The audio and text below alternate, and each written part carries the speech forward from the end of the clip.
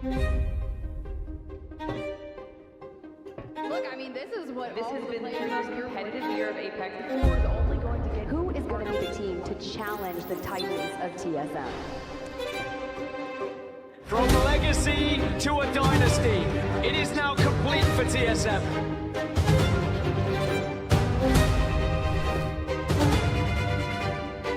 TSM up in the skies, house look down from the heavens! London belongs to TSM!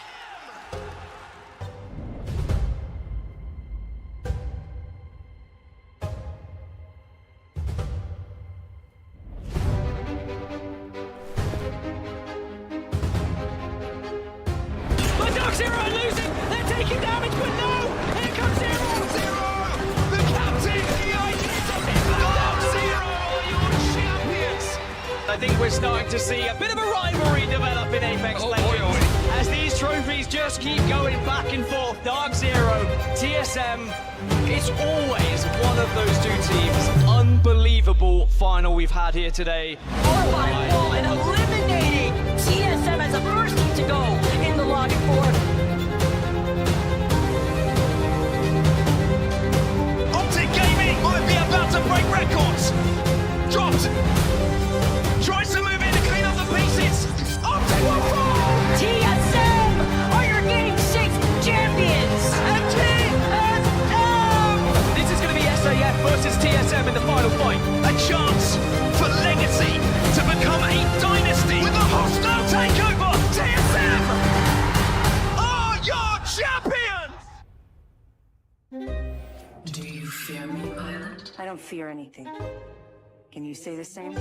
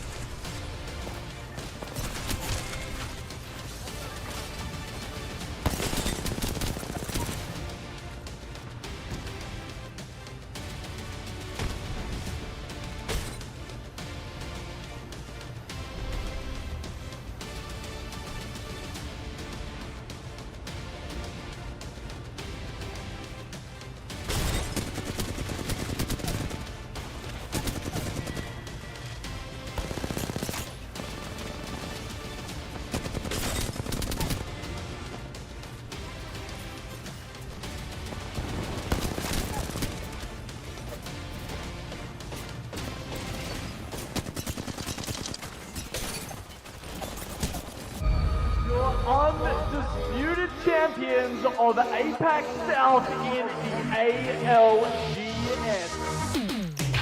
Such a good spot here. Provides any much coverage for Popcorn. Bradley kicks down and out already. Critical strike there. About to go down. 1v1, 1v1. Oh, what? Well, Shady finds the target. That's going to be a punishing blow. Tree is covered. Fly high to Senpai. The wraparound is perfect.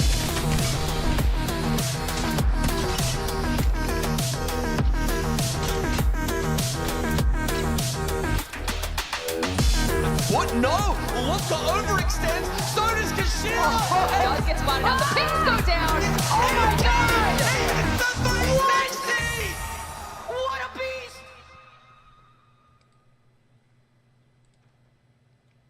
Ready for some more Apex action because we are back with APAC-South. A versus B was an absolute banger. Now it's A versus C where we got a few fresh faces looking to do battle. If you guys are just tuning in, I am Dax here with Genome. And Genome, already it was such a good set a while ago. What are we expecting coming into this one?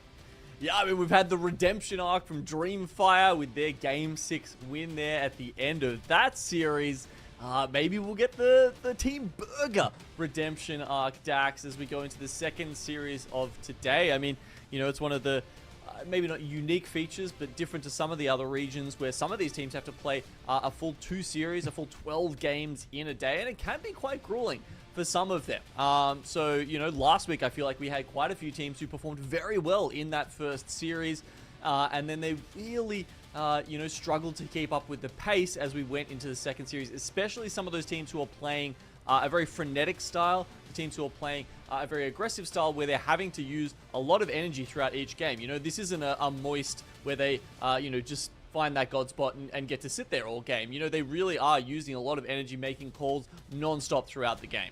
Yeah, it's just so much full send values, especially from Group C. The biggest culprits of that have to be 2 certain teams, Wonton, Dumpling, and IBG, IronBloodGaming. In the A vs C matchup last week, it was a good showing from them because it was their first set, right? They were top 2 and top 3 only yoinked by the incredible efforts of Serenity and Legacy specifically. But coming into the second set that you mentioned, they looked very tired, that there were games they were losing those fights and losing out on potential placement points down the line. So that has to be Group A's thinking right now. They need the endurance moving forward, and what will be able to supplement that, of course, is the prize pool up for grabs. These guys are not playing only for land slots, but also for an incredible, amazing prize pool. Double, by the way, from last year, and it's a sweet 20k for our champions after everything is said and done.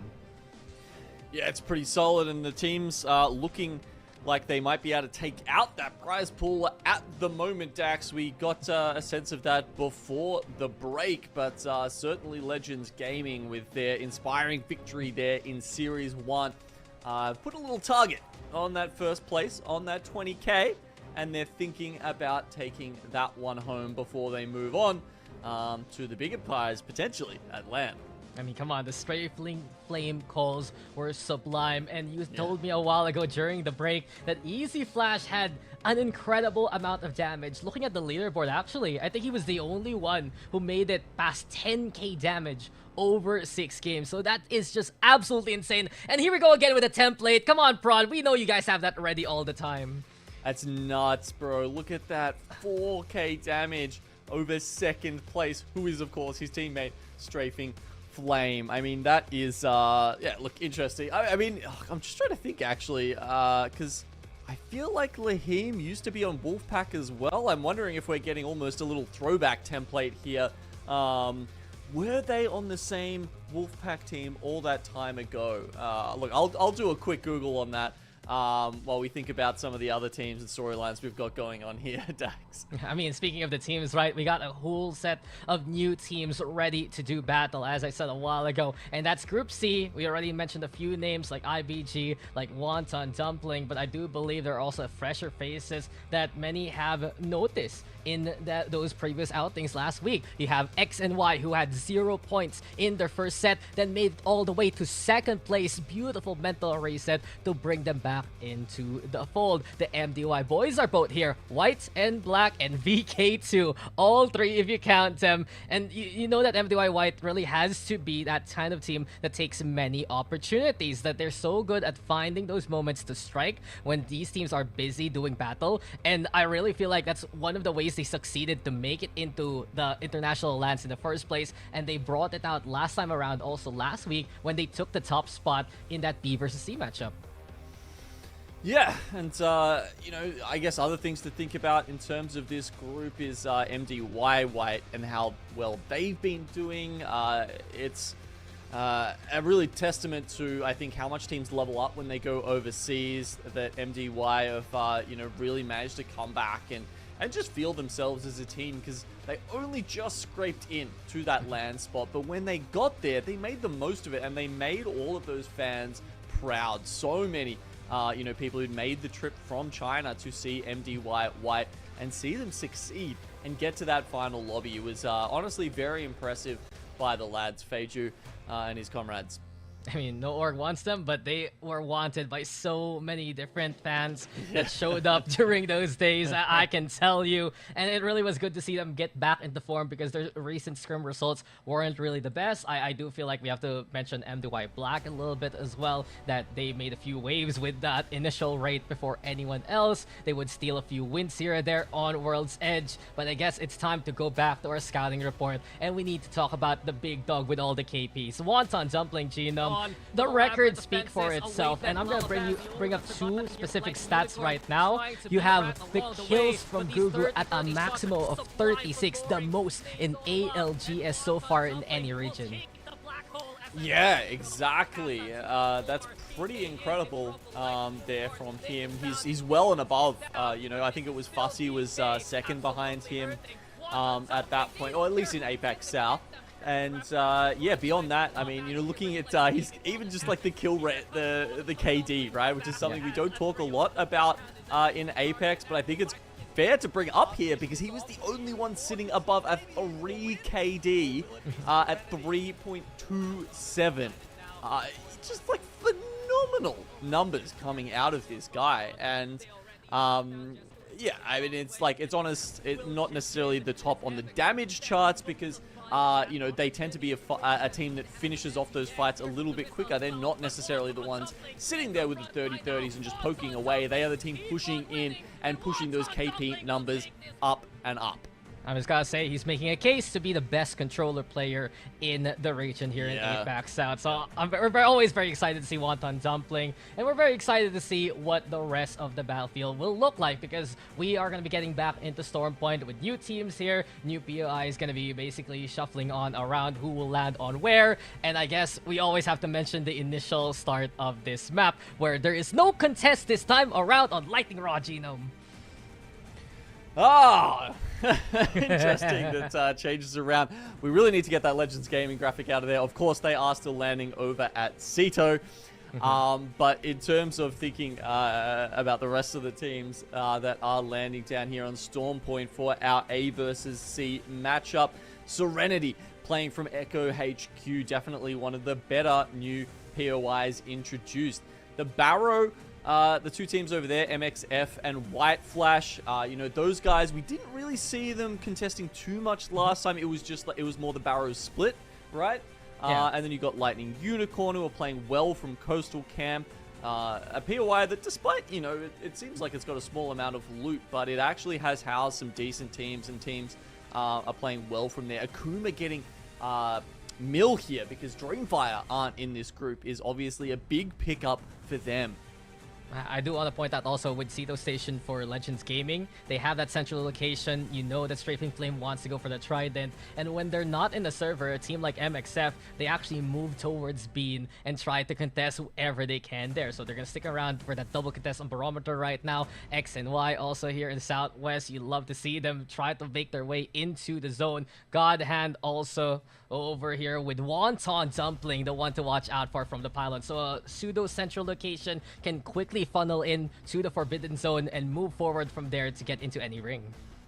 Yeah, and you know, they took over that POI when it was potentially the best POI on the map. It was so broken at that point. Obviously, it got nerfed just before the season went live, I believe. You know, a couple of those ultra loot spawns going down, and you know, that you don't get quite as many sort of gold and purple armors and items up the top anymore. Still some, but it's good. But the fact that Wonton Dumpling have, you know, managed to storm home on a couple of these series so far is a testament to their fighting as a squad. And we just mentioned also Overlooked Entertainment towards Down B's final start over there too by Northbad, and MDY Black will take the wall. This is where it gets a little bit interesting, Genome, because it's all quiet on the mountainside this time around. KeepGoing Gaming, they can breathe a sigh of relief that they don't have to contest with DNZ anymore. Team Burgers still steered by Zoo Station, VK also on Command Center, and MDY-WHITE will wrap it all up with Thunderwatch under their belt. So overall, it's a relatively quiet north side now compared to before, and it really does feel like that this is where the teams can rotate a little bit better and play the edge a lot safer given their paths moving forward. Yeah, I mean, we talked about this a little bit last week as well, Dax. It really does depend on the dropship as well, though, honestly. Like, the northern side, that's a massive factor. If you don't get a good dropship, it can really hurt, you know, how much you have to stick around in the zone. That can really rough you up. And because of that, you know, you sometimes have to think about what your legend compositions are as well from playing from POIs like that. So as we look at that, indeed, we can see this is overall, I believe, from our split one. You can see Bangalore definitely still the dominant legend in this meta. No, I gotta say though, look at the very bottom, Genome. Gibraltar, one pick. And One it win! won. One win, one pick, 100% win rate for Gibby. So I salute to that. Also, we do have our little bit of flavor with the Valkyrie and Crypto picks being very important for those rotations, especially when they pick up the Watson. So that's that APAC-South legend composition setup. So far, we've all seen a bunch of Bloodhound to get the scans going, but I do feel like in a lobby like this, we're going to get a lot of that Watson still, a lot of that Catalyst actually to watch out for, just because they want to hold off any kind of team that barreled down on them, especially, again, the usual suspects of IBG and Wonton Dumpling. Yeah, if you're wondering where those 4 Revenant picks came from, that was, I believe, from DNZ in the Harvester contest throughout this split. Didn't really work out well from them. They actually swapped off it towards the end of today. So, not really expecting that to see any more of that for the rest of the season, but I am expecting to see our first game of this series. It's time now to get into the new set, and we go into Stormcatcher.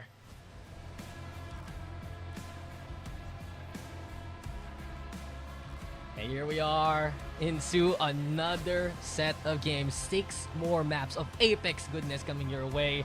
And the dropship has already given us a flight path towards the southeast side. So from the wall, moving to Devastated Coast, teams like X and Y might have a little bit of trouble making it to their POI, but they'll make it eventually. Ooh. I think we might be seeing a Trident contest between MDY-WHITE's Dud. Oh, Bible was looking at it, doesn't get a gun quickly enough to have a shot at him. So MDY-WHITE will steal that Trident away and take that down to Stormcatcher. As we look at some of the other teams that will be getting into it. Once again, will MXF start a fight here with White Flash, or will those two teams be going their separate ways? Hot Zone was over at Echo HQ for, you know, those loot hounds wondering where they're picking up the golden guns and all that nonsense. And the circle will actually be shifting over, by the looks of it, towards Mill. Yeah, and Milled Bean, and perhaps even outside the mill, our ring can end up on, but it was a little bit of that international flavor on repeat between KeepGoing and MDY-WHITE. If I remember correctly, that used to be the Black Hand and Alliance from way back when. But in any case, I'm watching for how Legends Gaming is gonna move forward from this point on. They can quickly navigate towards Bean and find a house if they want to. White Flash though, and MXF are in the same building now here. Okay. Said, holding on to the height. They are within zone 1, so they can draw this out if they need to. Only a couple of blue armors between the two teams, slightly in favor of MXF. Oh, actually, they've just managed to grab a purple as well. That's kind of lucky, kind of happy, and they take the gravity lift up and start the fight. Yeah, MXF already low with WJ. Artorias, though, down to the ground, and MXF, what did they do against White Flash? White Flash feeling very confident after the results in the previous set, and they're going hunting now to find any more members of MXF here. They move now towards the outside with low reset because MXF is the one hurting so far. Yeah, but a sneaky res on the bottom side means we might be going back to a 3v3 here. Wow. Smart moves by Asaran there, popping off an arc star just to cover his retreat. And he does manage to get the team member back up. Doing incredible damage. MXF here on the low ground, still holding on towards the corners. Nade still being lobbed. Artorias wants to be that front line here for the rest of the roster. Asaran also with purple armor here and White Flash. They're keeping the elevated angle, still willing to stay out and stay up top. I mean, they can stay up here for days if they need to. They've got the catalyst on their side, so it is hard. They do have to wait, essentially, for that gravity lift to come up if they, you know, don't want to risk going up the zip lines. It looks like MXF are going to decide to disengage to try and get out. And then on the other side, we've got teams running into each other over at Cedo Station. You can see MDY-WHITE nearby to KeepGoing here as they try and set up the perimeter fences there. Even just having a look at Team Burger, who are taking the gravity cannon up on over to Bean, where they will be met by Akuma and Full Engage. Yeah, Akuma has the God Squad there. They have the high ground watching out for Team Burger. BK on the other hand, just seeing MDY-WHITE drive on by. No spot for MDY-WHITE to stop whatsoever. And they're going to be safe by the rocks. But X marks the spot. Shao Kai building a treasure map here over at Cedo Station. Just because it's wide open, since Legends Gaming, they've already gone and went to the mill. So they take Southern Mill, Overlook is left to their own devices towards the north. And here in the Broken Armory, Akuma trying to break a few shields along the way. Yeah, they're going to play Godrock, and yeah, having a look down at the mill there, they might catch a glimpse of Legends Gaming, who, of course, were blessed with both the ring console as well as a couple of armors to start off with, which means they can make that swift rotation. Doubt they would have had time to craft, but I think they were just played straight up for zone priority there. And you can see them getting set up with their double controller set up as they like to. Catalyst and Wonton are going to help them wall off at least one side of the mill. Yeah, number of cryptos into play. The Bangalores as per usual, and Team Burger, on the other hand, the remnants of the Armory will be their safe haven. This does allow teams like SNY, Lightning Unicorn to slip past some of these southern-sided teams. And from what we see, Team Burger, they're being very much so oppressed by MDY-WHITE and Full Engage 2 nearby. But Legends and Overlook, they have a little bit of a handshake right now. You stay on our side, we'll stay on theirs. That'll work for the moment. I think as other teams start to pick up where this zone is heading, we will see a little more congestion. We'll see the rents start to go up as people pile into those buildings. I would imagine. MDY-WHITE, they're playing a little further down in Bean, where a couple of people are reading it as a Bean circle. Actually, we see 6 teams, I believe, now in Bean. So. Actually, a lot more down there than there are up over at the mill. You see LU, they try to pull up, but BK say, hey, market's ours. Close your business. I mean, this is a team that loves to get into the zone quickly, like the Unicorn, putting the chips into a basket that is already completely full. The Rolling Thunder also the call, and MDY-WHITE as well as KeepGoing, just neighbors and watching out for Lightning Unicorn. Now high ground though, it's a rooftop taken here by BK. Lightning Unicorn forced to stay down below, and here we go. Wonton Dumpling, the first one's eliminated by, I believe, White Flash, no less. Oh no, that's a... Wow, we talked about too much. All right, let's take the pressure off some Dax. Let's just, you know, put them to the back of our minds and let them do their thing. Yep, get the steamer, Genome. They'll be ready for later. These dumplings aren't ready yet. But yeah, I guess that's one thing we do have to mention though. It's either hit or miss for Wonton Dumpling. They kind of overheat from time to time, and when it happens, it does blow up in their faces.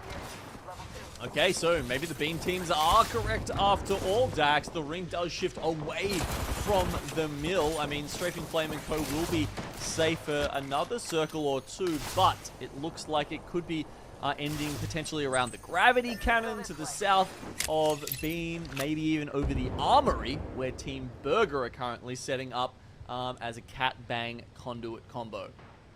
Yeah, but I gotta like Akuma's position still there towards the God Rock. Also watch out for Serenity right now, Gino, because this has been a spot to the west by the coastline that has been very incredible for them. If the range goes towards Mill, they're in that position to poke and prod. Speaking of the poke and prod though, here comes Bearclaw Gaming. Havoc with one hand, the Wingman on the other, and Belkun means business, already tracking that target. Shatters those shields. To mow them down though, the stun from the artillery keeping him at bay, and the gravity cannon to try get out of there for the time being. So Barometer looking to be a bloodbath so far as Bearclaw Gaming wants to give chase. Having a look at it, Belkin's gonna go straight in. I mean, this is rough, man. Even if you have the advantage, I think they just stuck 757 actually. So a great Arcstar as they pull in. Can Belkin capitalize off that? They've lost Rudine on the way in. They're going to get some finishes. And 757, he was already making his way out because obviously, like, you know, getting stuck by the Arcstar, he was basically like, well, I'm probably stuffed for this fight. And I think he maybe get out there. That said, he's on the Bloodhound. He can see the he can see the footprints. He can see the tracks. He knows where he's going, and he catches him. Oh no! Oh, that hurts. T4 to no more as Belkin just tracks down anyone in his way. Final start though, looking for a new beginning. This is versus MDY Black and Senna, the first one to actually get a knock going. I do feel like for these two teams, there might have been a few roster adjustments because we don't see Tree Cleaner anymore in the final start. We see Joey actually for MDY Black instead. In final start, they eliminate too early on, and that can be good for them. Yeah, I gotta say, these guys do change their names a little too often for my liking, so who knows? Maybe Tree Cleaner was done with that name, or maybe there is a roster swap. Honestly, we'll look into that one and try to let you guys know later. Looking down to White Flash, one of our teams who I believe did have a roster swap with Prota coming in, and certainly have looked better for it. Yeah, it worked really well for them. They were within a good spot in that last outing. And now they're going to look to try and build up some league points and prove that they can make it to that top 10 and beyond. But we still have MXF inside the Arch. You got X and Y nearby having a very quiet game since the ring is just near their initial POI. But White Flash can be a nuisance here too. They have two purples and the yellow willing to fight anyone here. And they have a slight advantage towards X and Y and MXF.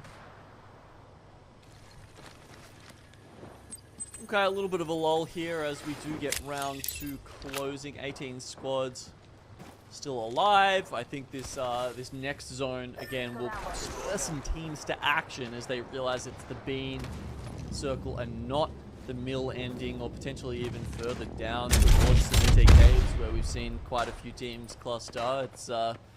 It's interesting how we've got you know, sort of 3 or 4 different hotspots throughout this map right now, rather than just the one. Possibilities of Storm Point, but another possibility in front of KeepGoing Gaming. Black Hole though sucking them in. KH has his own act already. Final start on the other hand, beaming down these targets. The Havoc doing some damage. Mechanics the one who's onto the floor. Bible there, breaking him immediately. Final starts down, perhaps the only one with self-hat, a sliver of HP. No escape here for final starts, and this is looking to be likely KPGs to win. What can Senna do here? It's looking unlikely, and it will not happen for final starts.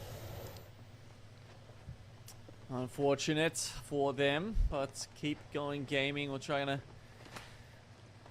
keep that momentum going. How long can they keep it up with IBG on the hunt? They have spotted out. I think they heard some shots of where that was going. They might be looking for that soon. Bearclaw, meanwhile, they've managed to find White Flash. Here with Beast of the Hunt popped. Belkin is no one to be trifled with. He's got the turbo once again. He's feeling it, and the Hunters with the Bloodhound. You see IBG on one side, you see Bearclaw on the other, and it's MXF now in danger. WJX trying to get out. He got the Dark Veil into play too, and MXF looking for any kind of safe haven. It's still WF though nearby. White Flash looking for that opportunity. Same can be said for Bearclaw, and they're barreling down onto targets that are MXF. Belkin already downing Artorias. They're moving forward now, trying to kick through the doorway here. Well, they hold it. MeiDuYaoBYD just winds it up in time, but that's certainly not enough when Belkin's coming at you with a wingman and a turbocharged Havoc. There's no stopping Bearclaw right now if this is the case, but Rudney will trip on up, and MXF takes advantage of the situation. Scan is online. White Flash still a trio versus the duo. That is Bearclaw, but they need to mobilize. Bearclaw trying to find any of these shots. Soyo in danger, getting back into cover, and White Flash, they might be forced to fight here, but Bearclaw goes for the evac tower instead. MXF went down to the ring, by the way. They were trying to grab a banner and just unfortunately didn't have enough health left to even pop a syringe, but Bearclaw, as a duo, they didn't recover the banner actually, so they didn't grab that in time. I thought maybe that's why they were landing down here at the respawn beacon, but no, it's really just all that they could manage, and this spot is very hard to play from in zone 4. Belkin, once again, starts the game off well, gets 5 kills, a couple more for the team as a whole. But unfortunately, that's probably going to be the most of it. Actually, trying to go for a res now. Yep, what the heck. We'll see if that works out. I mean, the Kraber shot really rang, and heck, now what the heck do you even do in this situation? Belkin getting back in the cover, KeepGoing Gaming, same can be said for them as VK is nearby, but God Hand hit the nutty shot a while ago. Now they're happy to hunt down a final target. Belkin, wherefore art thou? He gets out for the time being, but never mind. God Hand here swarming onto Heck, and that leaves a single member. That is Belkin standing left for Bearclaw. Heck was actually getting finished there. Rough way to go out. Yeah. Looking across the map, we've got Serenity actually playing from Godspot there. You can see them all the way over on the west. Our surprise packet from this team, even using an evac tower to play on top of this rock, which honestly, I've like rarely ever seen this played. This is like the armor cave rock, essentially. I guess you see a lot of circles that end around here. So interesting shot from Serenity, knowing that stuff as KeepGoing goes down, as well as MDY-WHITE trying to mop up BK Gaming here in market. Yeah, they've had enough of being neighbors. They're ready for the engage. We hear it already. DK getting out with the beast of the hunt. That extra movement speed, keeping 951 alive. But this is why I was saying Serenity can be a big factor. Not only does the ring pull their way, but now they have the elevation to play a style of sniping that has suited them. On the other hand, IBG and Legends Gaming, potential contact right now as IBG's right behind them from the mill here. So far, but plenty of time to pop off in the rest of this game. That's it, IBG trying to walk uphill towards them. I don't know how well that's going to go with Asian and Dexter down already. Zicky, what can you do? They popped up as a trio, but now the duo is down. It's only left a single member here of IBG. The elevation is unreal here for Legends Gaming. Player K, easy flash. Can't find the reset moment of IBG. What else can Zicky even do? A team, in terms of the micro, can bring out the clutch in the 1v2, 1v3. Now they're beating back and have to hide. He's way too done to try and keep that damage going on to Legends Gaming, and that allows them, luckily, to reset. DK goes down. Lots of other teams here finding their end as we get a rough circle with not a lot of space left in it. Yeah, Market with a fire sale, and now teams are dropping out of the competition. A White Flash gone as Team Burger finds opportunity. Maybe in this lobby they're gonna get a better result as Team Burger, they're the ones being watched out for by X and Y. Pricey's the only one standing. Those Sharkies down on the ground. Akuma in full engage, swarming each other like flies on the opposite end. And while X and Y has had a quiet game, they've been playing so patient, now looking for the moment to strike. Oof. Yeah, still coming through there for YC. X and Y do have a good amount of space down here at the bottom. Of course, it's Serenity 100% in God spot. Literally just kind of holding their hands down there. Nice spot from Ziki that he's found underneath the legends themselves. One of us. One with the rock. That's Ziki right now. That's the mindset. And I guess looking forward now, X and Y, they did the classic 2-1 split that they're accustomed to, but they're now looking forward to move into the ring. Akuma though had enough of full engage, full sending them packing, and they are going to be gone. But X and Y, Legends Gaming, they both want the third, and they might run into each other here. Gino, X and Y spotting out Legends already. Strafing Flame is quite low. The Dark Veil's there for Legends to evacuate. Yeah, they pull back quickly though. They were both on either side of a hill, as you can see there. So they sort of popped up, and then as they got to the apex of the hill, they were like, oh wait, actually no, there's someone else going for this. You know what? Let's chill. On the way back, they do manage to find out Ziki, who've been hiding underneath them, of course, as we saw. Legends now looking to push this top 4 all the way, but they will have to deal with the supremacy, the high ground of Serenity, who hold way above everyone else. And with a single scout, it's already the side of Serenity providing that damage to get a down onto Legends. Kill the balls. Where are you going, good sir?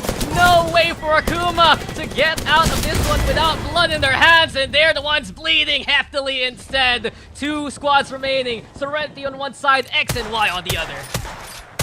Okay, what can they do from this spot? Now that it's a 3v3, it might be a little bit easier. I mean, it was so just simple for Serenity to cause all that chaos for the other teams that were pulling up into them there. But now, you know, there's only going to be a couple of spots they can probably poke their heads out here. And if X and Y can make this wait out long enough, noting YC does have the Rolling Thunder available. JR is now popping an ultimate accelerant to get the energy, the shield jammers and the energy barricade up. Do they have the catwall as well? XD does. Okay, so that's 3 ultimates online. That said, it's the exact same 3 ultimates for Serenity. Utility is going to be coming out as thick and fast in this final circle. So what we need to see here is Serenity use that utility to get out of this position and try and juke around X and Y, who have most of the space at this point.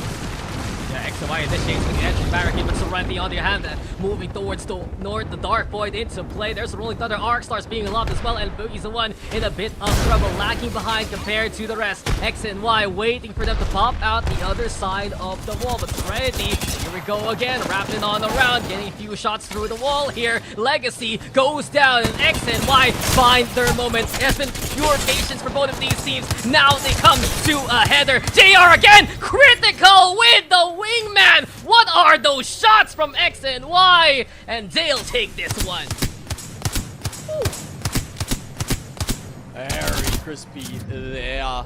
Just, yeah, honestly, the opening pick made a big difference. The catwall was nice, but yeah, I mean, it was a fantastic spot for Serenity to get minimum second in. But beyond that, it became very tough. It's, you know, it kind of seemed to swing back in X and Y's favor once they realized that the ring was going to be pushing Serenity into their waiting arms. That was so sharp though from X and Y. Beautiful, beautiful work with the wingman, and this is a team that really has found a little bit more in terms of the mental, in terms of that patience and just that a bit of that restraint, going a long way for X and Y from Sonota K. But we gotta watch most of the start of this game defined by Bloodhounds. You got IBG hunting in the north, and look who's hunting here in the south. It's Bearclaw Gaming with Belkin. Oh, Belkin. The classic, once again, just going off in the middle game and then somehow finding himself alone. I don't know what this guy has against his teammates. If he just, you know, he doesn't like friends, he doesn't play well with others, but I don't know, man. Why do you keep finding yourself alone? Like, throw your body in there, fight to the death. I don't know. He's probably happy getting a couple extra placement points here and there as he stays alive a little bit longer. He's certainly doing the damage, but, you know, if you want to win games, mate, you're going to need the full trio. Yeah, they're the team in the bottom 10 with the most kills with 6. X and Y, though, breaking those records with 7 on the board. And what was that we saw from X and Y? I feel like the moment really was when they were able to desynchronize Serenity from moving in with the Dark Veil. They got the drop onto Serenity because of it. They had a better angle to come out as a trio, and you saw the magic made happen by JR and the rest. It really just goes to show this XMY roster, a team that made waves in the LCQ with a 30+ kill game. There is that potential, and we saw it last week. We're seeing it here yet again to start off our day. Yeah, and look, you know, those lower lobbies sometimes, I mean, 30 kills is extremely impressive, but to be building up, you know, wins and putting down serious numbers on top of that in Pro League, honestly, I think personally even more impressive. So well played there from X and Y. Kills actually quite spread out across our first match here. So you're seeing, you know, a good number of teams picking up points and pushing themselves forward, which means we don't have, it's pretty spread out here. After game 1 with X and Y, sure, they take the lead, but, you know, 7 kills was the most we saw from any single team here. I mean, we didn't see the pop-off games from IBG and Wonton Dumpling. We're going to get more of these kills spread out even with the teams. Akuma getting a good bunch as well. 13 points in 3rd place. Legends Gaming still in top 5. Team Burger also a good start this time around, tied up with Bearclaw. So a few of these teams from Group A getting a bit of a second win coming into this first map, Genome. And instead, the colder hands for the bottom 10 for the Group C teams. We haven't seen them run the rampage that we expect. Yeah, I mean, it seemed like a bit of a downward spiral last time, but maybe that's, you know, the sort of decent start that the Burger need to get themselves going again. I mean, KeepGoing Gaming, they're picking up 5 KP, so even though they went down earlier on in the game, they still keep themselves in the running for a second solid series in a row. Yeah, well, we got our first game done. We got more to come. It is time, yet again, for us to take a break. When we return, it's another map on Storm Point.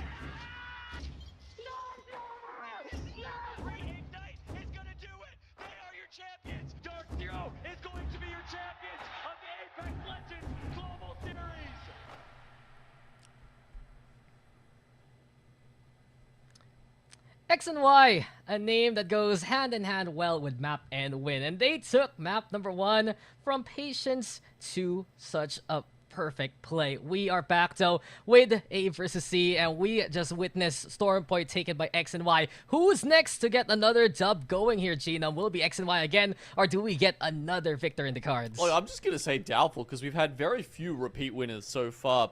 Fair. In Split 2. So yeah, I'm honestly not expecting that, but you never know. They're looking real good, not only today, but this entire split. I think they've been one of the teams who's probably most improved from last year, Dax. It feels like they know the kind of potential they have, and they want to be one of those teams putting themselves on the map, not only by their fighting potential, which I think has been obvious for quite a while now, but also improving their macro, which is honestly a story of a lot of these teams down here in APAC-South.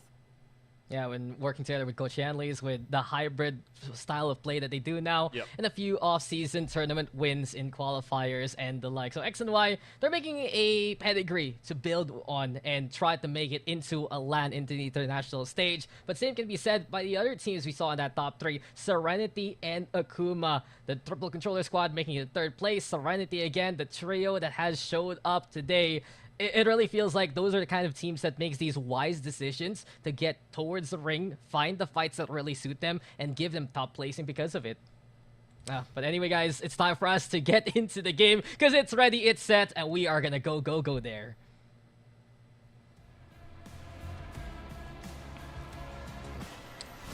Another game here, Genome. Another outing at Storm Points, and we see the dropship take us from the southeast towards northwest. So down B is gonna be basically where it will end the flight path. Everyone else landing in their usual spots. We'll have to watch the barometer, of course, with MXF and White Flash contesting. Beyond that, let's see who's gonna make a mark this time around. Yeah, I mean, we saw them, get into it last game, but somehow there was complete resets for both teams, for both MXF and White Flash, and they just continued on about their business at the end. No one else really bothering too much. This time we don't see MDY-WHITE go for the Trident, actually, so that's a little bit of an interesting difference, I believe, from game 1 to game 2. As we've noted, how teams play around those Tridents can have a big effect on their eventual rotations, especially when you look at where this circle's going to end up, which is definitely more towards North Pad, potentially somewhere above checkpoint around those oranges. And yeah, just having a look at good old Barrow, as these teams this time may have to get going a little bit sooner. We mentioned last time they were within ring 1, so they actually had time to play around and take this contest if they wanted to. This time, it's actually quite a hike to the zone. Yep, they gotta go sooner rather than later, and MDY-WHITE actually getting the Trident eventually in on their hands. So they were thinking about maybe this is a priority from Stormcatcher. They realized they're gonna have to move a little bit further than that. And speaking of MXF, on the other hand, they also have a Trident, so it's something very popular right now in APAC-South, especially get these Tridents early on, go for the long rotation, and give them that speed to get in the zone quicker. I wonder if the reason, they didn't go for the Trident contest, MDY-WHITE, is that time, is because of the orientation of the dropship meant that KeepGoing Gaming could have potentially 3-man landed on Feiju, or maybe it was LQ last time who went for it. Either way, all of them would have been on that flight path anyway, so it would have been a little bit easier to just, fall in and pred punch him all the way out. Either way, a little bit of a difference there. Overlook though, on the other hand, already hearing these teams zoom by, final start, making their way back to North Pad. And I guess they're gonna stick around there. Overlook though, inside the ring already. Same could be said here for MDY Black with the Crypto Valkyrie and the Watson together. And you can see already it's been something more prevalent in this lobby. We've gotten a lot more catalysts, just second only to Bangalore. And most of these teams wanting to fortify, have these spikes and these walls to allow them safer rotations moving forward. So here we see one, I wouldn't call this a safe rotation so much, actually. You often see these Tridents, you know, they'll take them somewhat through past Cascade Falls, and it's honestly pretty risky if, you know, a team has, say, delayed their rotation by 10 or 20 seconds, you know, they've crafted a little bit more, maybe someone had to go back and pick up a site, they didn't have an evac tower, something like that. You definitely can get caught off guard by someone who's, you know, just sitting around there and, you know, just team shoots the car over coming through Cascade Falls. Legends Gaming do not fall to that this time. Not only that, they actually managed to grab the evac tower left behind from the team just ahead of them, and as a result, they made a very quick rotation into the oranges, and now with a starting pick onto Bearclaw as well. They might take all the oranges for themselves. Let's see. They're definitely pulling up on this second orange. Look, Legends, they have shadowed Bearclaw for so very long. Player K don't need to get back into cover as Legends Gaming has already taken down one on the Bearclaw side. So neighbors for now, but it's basically a 2v3. That Bearclaw will have to hide from here. Okay, so they don't choose to push it. They're happy that they've, you know, caused a little bit of trouble for the team across from them. Of course, there is that little respawn beacon in the middle. Now that their Bangalore's gone, damn, that'd be a risky res if they tried to go for it. You know, no smoke to try and get that one off. But you never know. We'll see. Maybe there'll be some chaos in the middle that they can take advantage of. Sometimes I'm a believer in Belkin doing miraculous work, but it's really difficult versus a team like Legends Gaming especially. It's getting crowded though near the center. You got Serenity, you got Overlook, MDY-WHITE, as well as Full Engage, all taking buildings to themselves. Damage though being done towards Belkin too. Bearclaw, if they peek out, Legends have them absolutely trained and absolutely marked. Yeah, looks like they've actually moved up, yeah. I think we are getting the start of an engagement here between Bearclaw and Legends. They actually push in. There we go. They do take them out. You can see that they're in the kill feed. So that means that all three oranges are now in possession of Legends Gaming. No one goes down completely. Let's check out that area.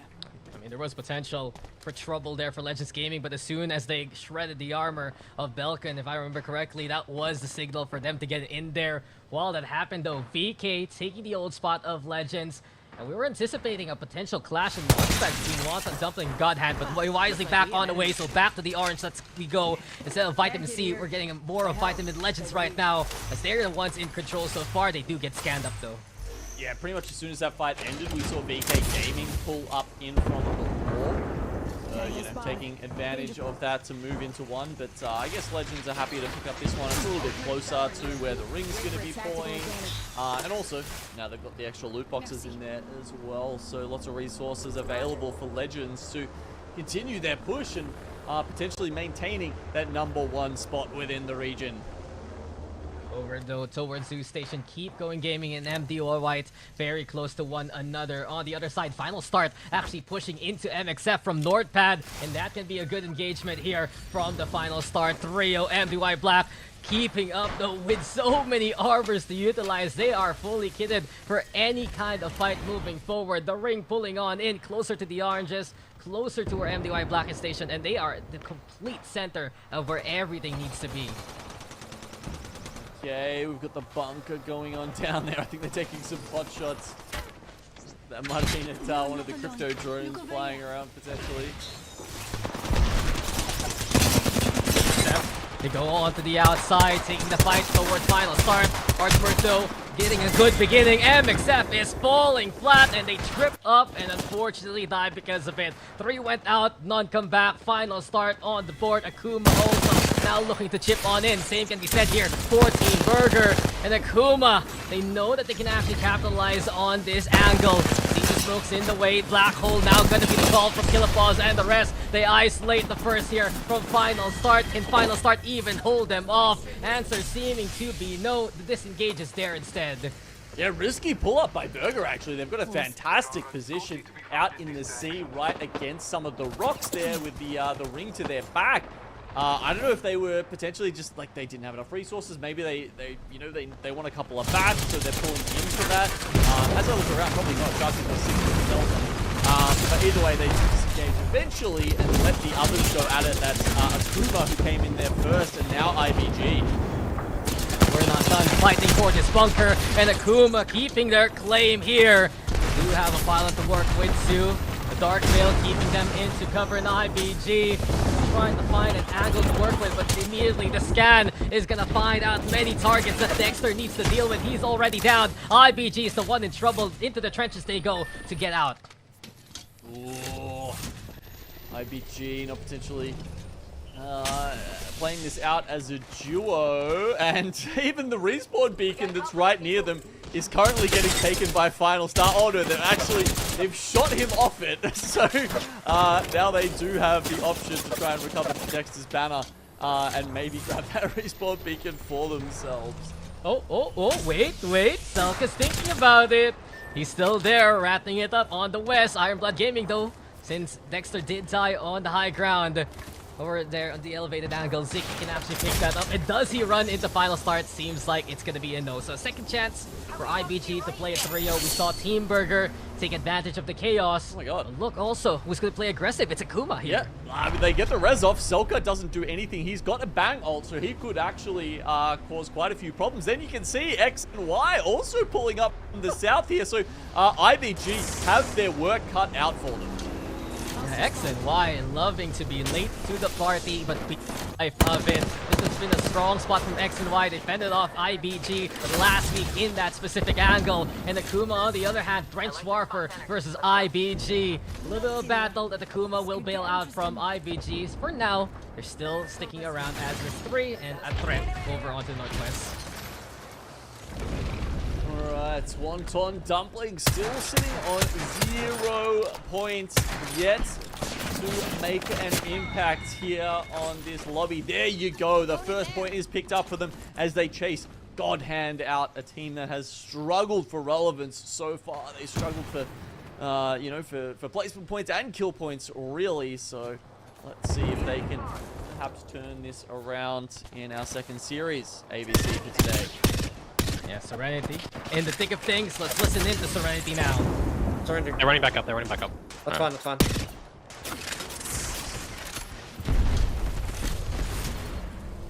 I'm 3 bats, 2 cells, yeah? I'm gonna bat this. Cannot let this team come down. Well, they are safe in that. We have to wipe that later. I'm grabbing shit. Thank you. No big flash heals, yeah? I got 2 mech. On the ground. I can't pick it up. Just leave it there. E-backs. Yeah. These guys might have gone the opposite choke, I'm not sure. Might have been a 2, man. I only seen 2. I don't know what you guys saw. Oh, missing 3 people. I didn't see him. There's a duo neck as well. They just died, I think.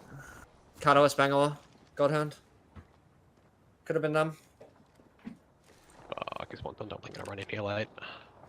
Probably. Backing east. Yeah, scan beacon up here. Yeah. We have an enemy out there.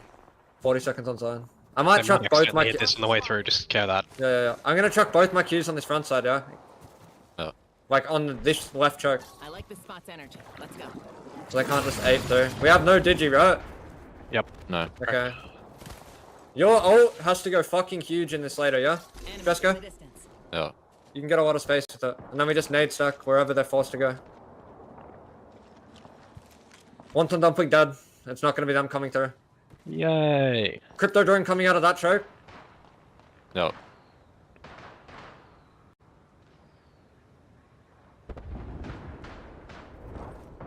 Zone starting to close now. Careful.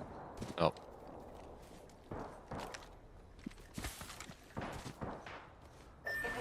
They're kind of safe off there, I think. Yeah. They should have the car or something to play, I think. Maybe like a little bit scuff for them. Is that duo just AFKing or? Yeah, kind of. Yeah. Shooting a bit. Being from not big, if you peek left, you get shot. Yeah.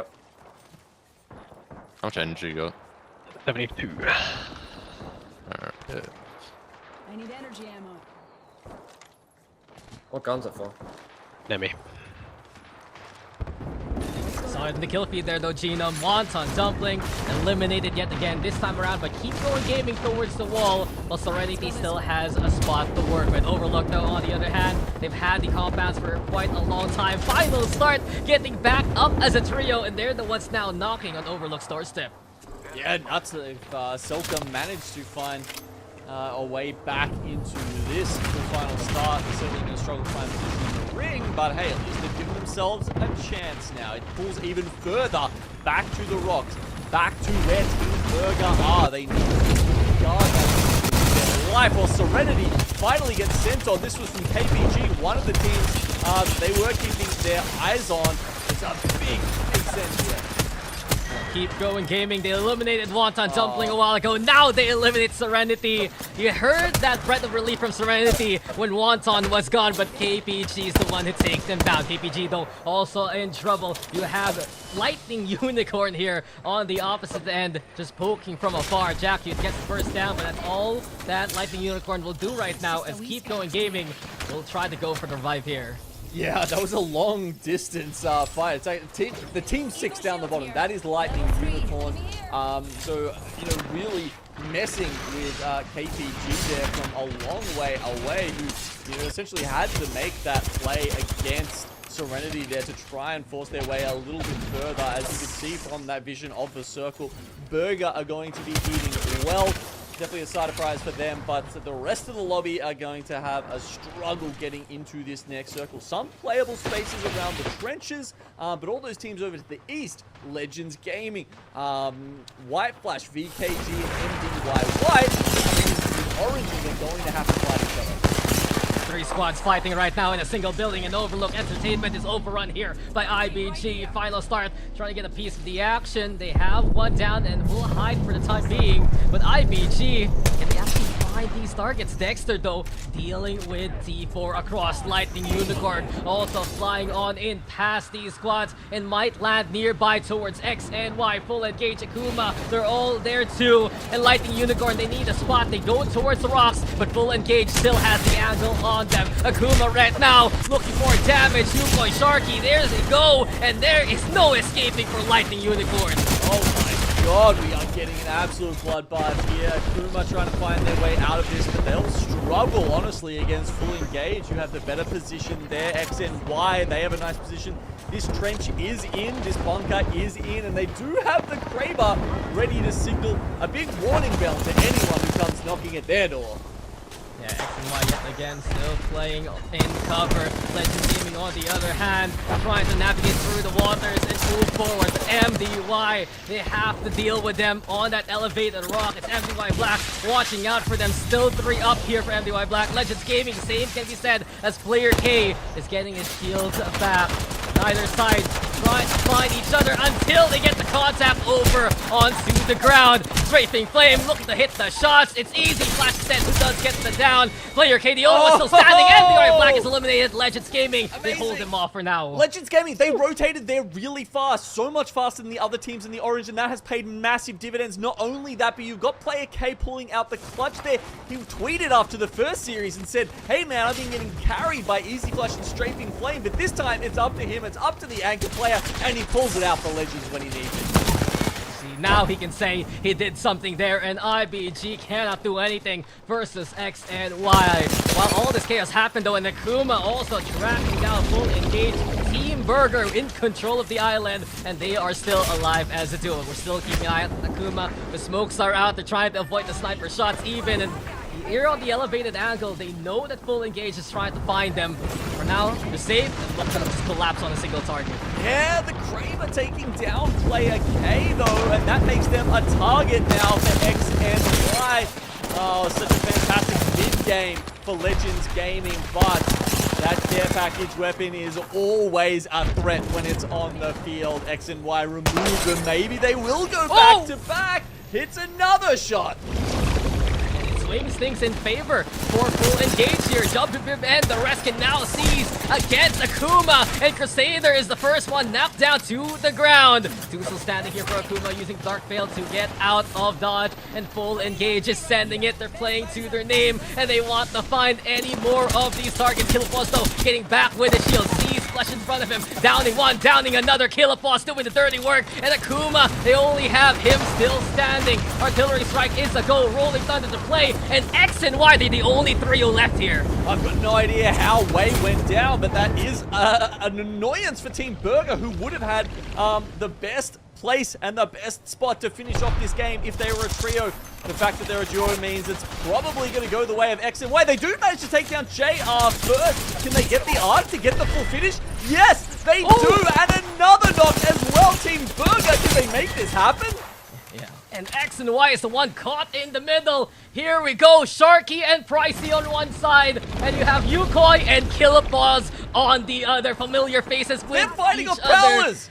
Is going insane, and here we go with the smoke stew. Dark Veil to play. Killapause though in cover. Yukoi gonna be that first contact point, and Team Burger, their best chance so far. They're seizing it, they're going for it, and Yukoi is down for the count. Sharky, the champion for F4, will be a champion yet again in the map. Team Burger, they get a full meal, a full map, and a full win.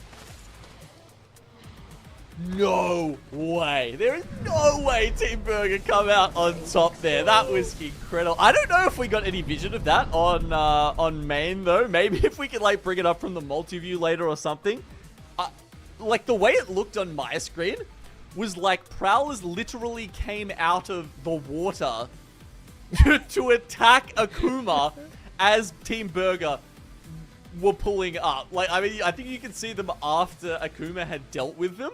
But it was literally like they were focused on Team Burger, and then all of a sudden these like Leviathans pulled up out of the water behind them and started attacking them in the final moments of the game. That is wild. I've never seen anything like it. I've also never seen almost anything like that win from Team Burger, who, as we said, somehow, you know, way unfortunately going down. But then they didn't let that stop them, you know, and I feel like that may be a situation where they'd counted themselves out in the past, but finally starting to feel themselves here in Series 2. That is a game win that can bring back the prestige of Team Burger. Gotta say though, it was quite a story to also watch out, with Akuma having Killapause, Sharky also there for Team Burger. They were teammates in the preseason qualifiers in Tombyung Kangaroo, if I remember correctly, and they made it into the Pro League in different teams. So it was great to see them have that battle. But Team Burger, they fended off everyone who wanted to play the island. This was an incredible moment from player K. And I also gotta say, I believe for a while that X and Y could potentially take the back-to-back, but when it came down to it, the rotate from Team Burger, how they just moved around towards the east side of that final circle, kept X and Y under pressure, and that was what sealed the deal for them. Yeah. Yeah, you're right there. It was certainly juggling some of that pressure in the final moments. Here we go. There we go. Like, where did those guys come from? Those are Team Burger. Those are Team Burger Prowlers. Gotta say it. 4v2. They must have fed him well, man. Yeah, I mean, Team Burger, it already says it in the name, but 9 kills for Team Burger, and Sharky is back with a vengeance here, Genome. 7 kills, 1,667 damage. Killapause also doing incredible for Akuma with 5 kills and almost 1.7k damage too. These performances are the reason why they're here in the Pro League. Took him a couple of weeks to get back to that world-beating form that we know and love, but Sharky back on top of the world. Bangalore player, you know, we love to see M&K players on the Bangalore. It makes it look so fun, so flashy. You can, I think, really just, you know, use those smokes to their full potential while getting the Digi out against any of those pesky controller players who lose some of the AA when they are playing within the smoke. So, fantastic work from Team Burger to push themselves up into 3rd position now with 28 points after our 2nd game. Honestly, wow. X and Y managing to stay on top there with 2 amazing games, one after the other. 33 points. Fantastic. And Akuma also sitting up there. Yeah, and some decent showings from KeepGoing Gaming with a few KPs as well. Wonton Dumpling only getting that single kill, and we're just waiting to see when they'll come online.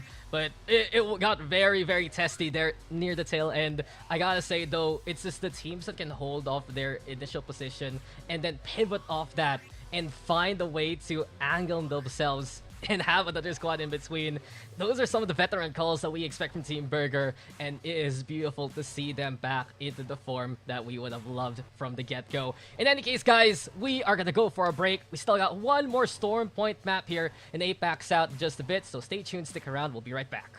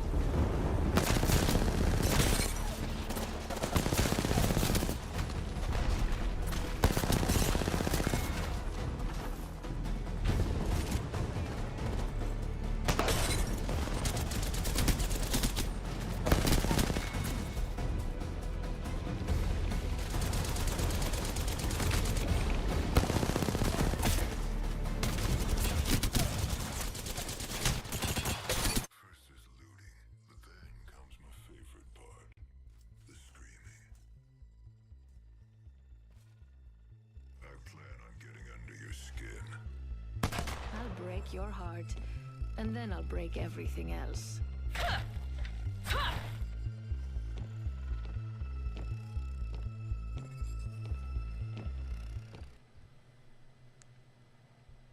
Come on, man. Team Burger, you know the name, you know the fame, and they've won a game. So well done to Team Burger, getting what everyone has been waiting for them to do throughout these sessions so far. And they take that second map on Storm Point. X and I took the first. We're going to look to see who will be our third winner, or if we do get a repeat. But this is going to be our last outing here on Storm Point, Genome. And we've seen many teams make do with what they have, but there have been specific teams that have been so consistent so far.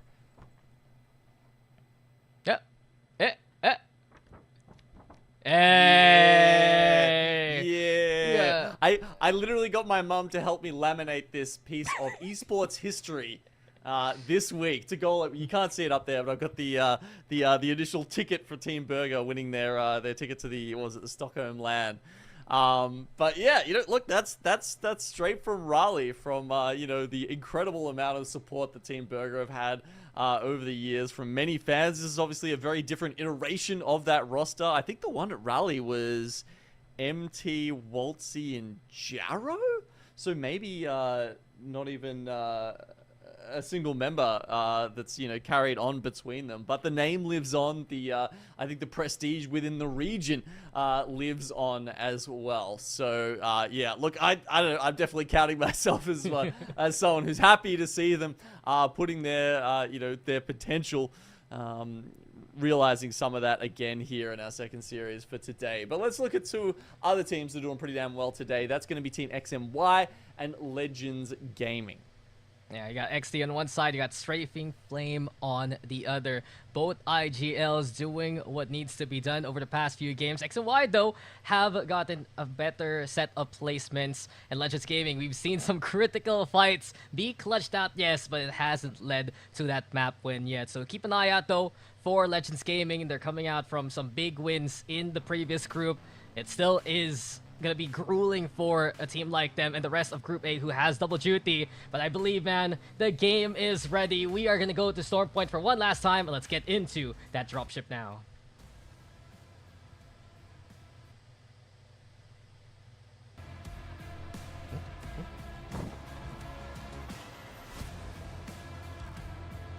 Here we are, Storm Point, one final time. You had a piece of history there, Genome, in your hands, and Team Burger making their history yet again known with that previous map win. But history can repeat, and we go again with MXF and White Flash together in Barometer. Yeah, last game that didn't come to too much. Let's see if we expect that again. Once again, White Flash taking the tower, while MXF takes probably the lion's share of the loot. It's spreading out across the north and south buildings, with Artoria taking the middle section. So, plenty for them there. They also get the ring console, unlike White Flash. So I think definitely advantage MXF in how they're splitting up that section of Barometer. It just depends if they come to blows. Anyway, after scanning that ring, MXF will see that the ring is going towards Sito's station, actually. And Legends Gaming don't have a beacon this time, so it'll be fascinating to see how they play this one out. Will they? I feel like this happens way too often, where the team whose POI it is doesn't get beacon, and then, they're so sad when they rotate out and realize they've given up God's spot. It's either they don't have the beacon itself, or they don't have someone who can scan that ring console. And it has happened even in the last set. I've also noticed X and Y, they were trying to contest for that Barometer trident that MXF has in their hands. So MXF moving already, pulling up towards Sito Station, and Legends Gaming is just like, we're not even done looting here. Already keeping an eye out on their new neighbors who flew back on the way. Nice crispy shots though from 30 to 30-30. Player K meaning business. Nice. Okay, so yeah, we're staying put for the moment. It's a little bit sad they don't have the crafter as well. Like, I mean, if you're gonna stay put, it'd be nice to, be grabbing some extra armors, or just setting yourself up with bats for the rest of the play as well. Not the crafting rotations, particularly helpful at the moment. We've got the 4.8 scope, the purple extended sniper mag, knockdown, and Moby in the crafter at the moment, so it wouldn't help you a lot. Now Legends are going to be noting that people are flying into Sito. Full engage have just pulled up. Akuma also coming in. This should be a very, very clear signal to Legends to pull back and to stay in their POI. They're actually fortifying things already. They put up the fences, take the building towards the eastern side of Central Station. Akuma getting the big dome over onto the west instead. We're watching the final start. Hunt down IBG. And IBG gone already. Can't make a mark here in Storm Point again. Okay, look, that's a fun little one all the way up at North Pads. Grabbing themselves some digis and whatnot. As a little reward there. That's, yeah, look, certainly not a fight you'd expect to go that way, but final start, picking up a couple of key kills and, you know, notches on their belt today. Maybe we have to reconsider them. I mean, Final Start is a team that's been trying to find, I'd honestly say, comfort in the Pro League, especially with a few choice picks here and there with some of their members in the roster. MDY-WHITE, though, on the other hand, they're making their way through, and into Sito Station they go. So Legends Gaming marking them for now. White Flash also just flying by the rest and moving all the way to the other end in that small little building to the outside. So Team Burger 2, north, you got X and Y coming up close towards the Grav Cannon, and Sito Station's getting very crowded now. Okay, so Legends starting to fence off an entire area. There's a lot of buildings. They're actually playing quite split right now, so you know, trying to hold quite a large area. I don't know how long that will be doable for. Team Burger, though, they're in a bit of danger, and Sharky's down already. Pricey too. Same can be said, and that's Bearclaw Gaming doing some immense damage. The hunt is on. Belkin, though, down by way. Where are the rest of the team? They do eliminate Team Burger eventually, so not gonna happen for Team Burger. Can't repeat the success they got last map. No, you saw it. I think it was Wei trying to thirst that last kill just before it happened, and he almost got it off, but unfortunately not even a kill point to go the way of Team Burger this time. So game 1 and game 2 going well. Storm Point definitely been one of the weak points of Team Burger so far, but they will go again now in the stage. They're gonna get to take a little bit of a breather and return on a new map. MDY-WHITE, though, on the other hand, still contending with Legends Gaming and Lightning Unicorn too, who have become their next door neighbors. It's been a struggle for Lightning Unicorn, though. They're also just a duo, and they haven't found the success they've seen. Usually they're the ones first into a spot, and then right now we're seeing other teams take the locations they want to land on. Speaking of, that's MDY-WHITE, that's Legends Gaming, and Lightning Unicorn right now trying to go for a Moby respawn suit to bring back Lalabang. Okay. Fair enough, try it out. I mean, it's a little rough that they don't have the crypto up, who you can just tap the insta respawn. Meanwhile, they've at least they've got the Wonton to make this house a little bit more safe, a little bit more hospitable for them as well. Nice little pattern they've got set up there. Okay, so maybe a respawn beacon right on the door. This is perfect. For Gopgaps to try and do there. Oh no! Oh, they've got Arc Stars coming in, blowing them up right now. And they don't have a gen up. The gen got popped. They're trying to pop ult excels to get it up, but he can't actually get the ult excel off before Kizik's grenade comes through.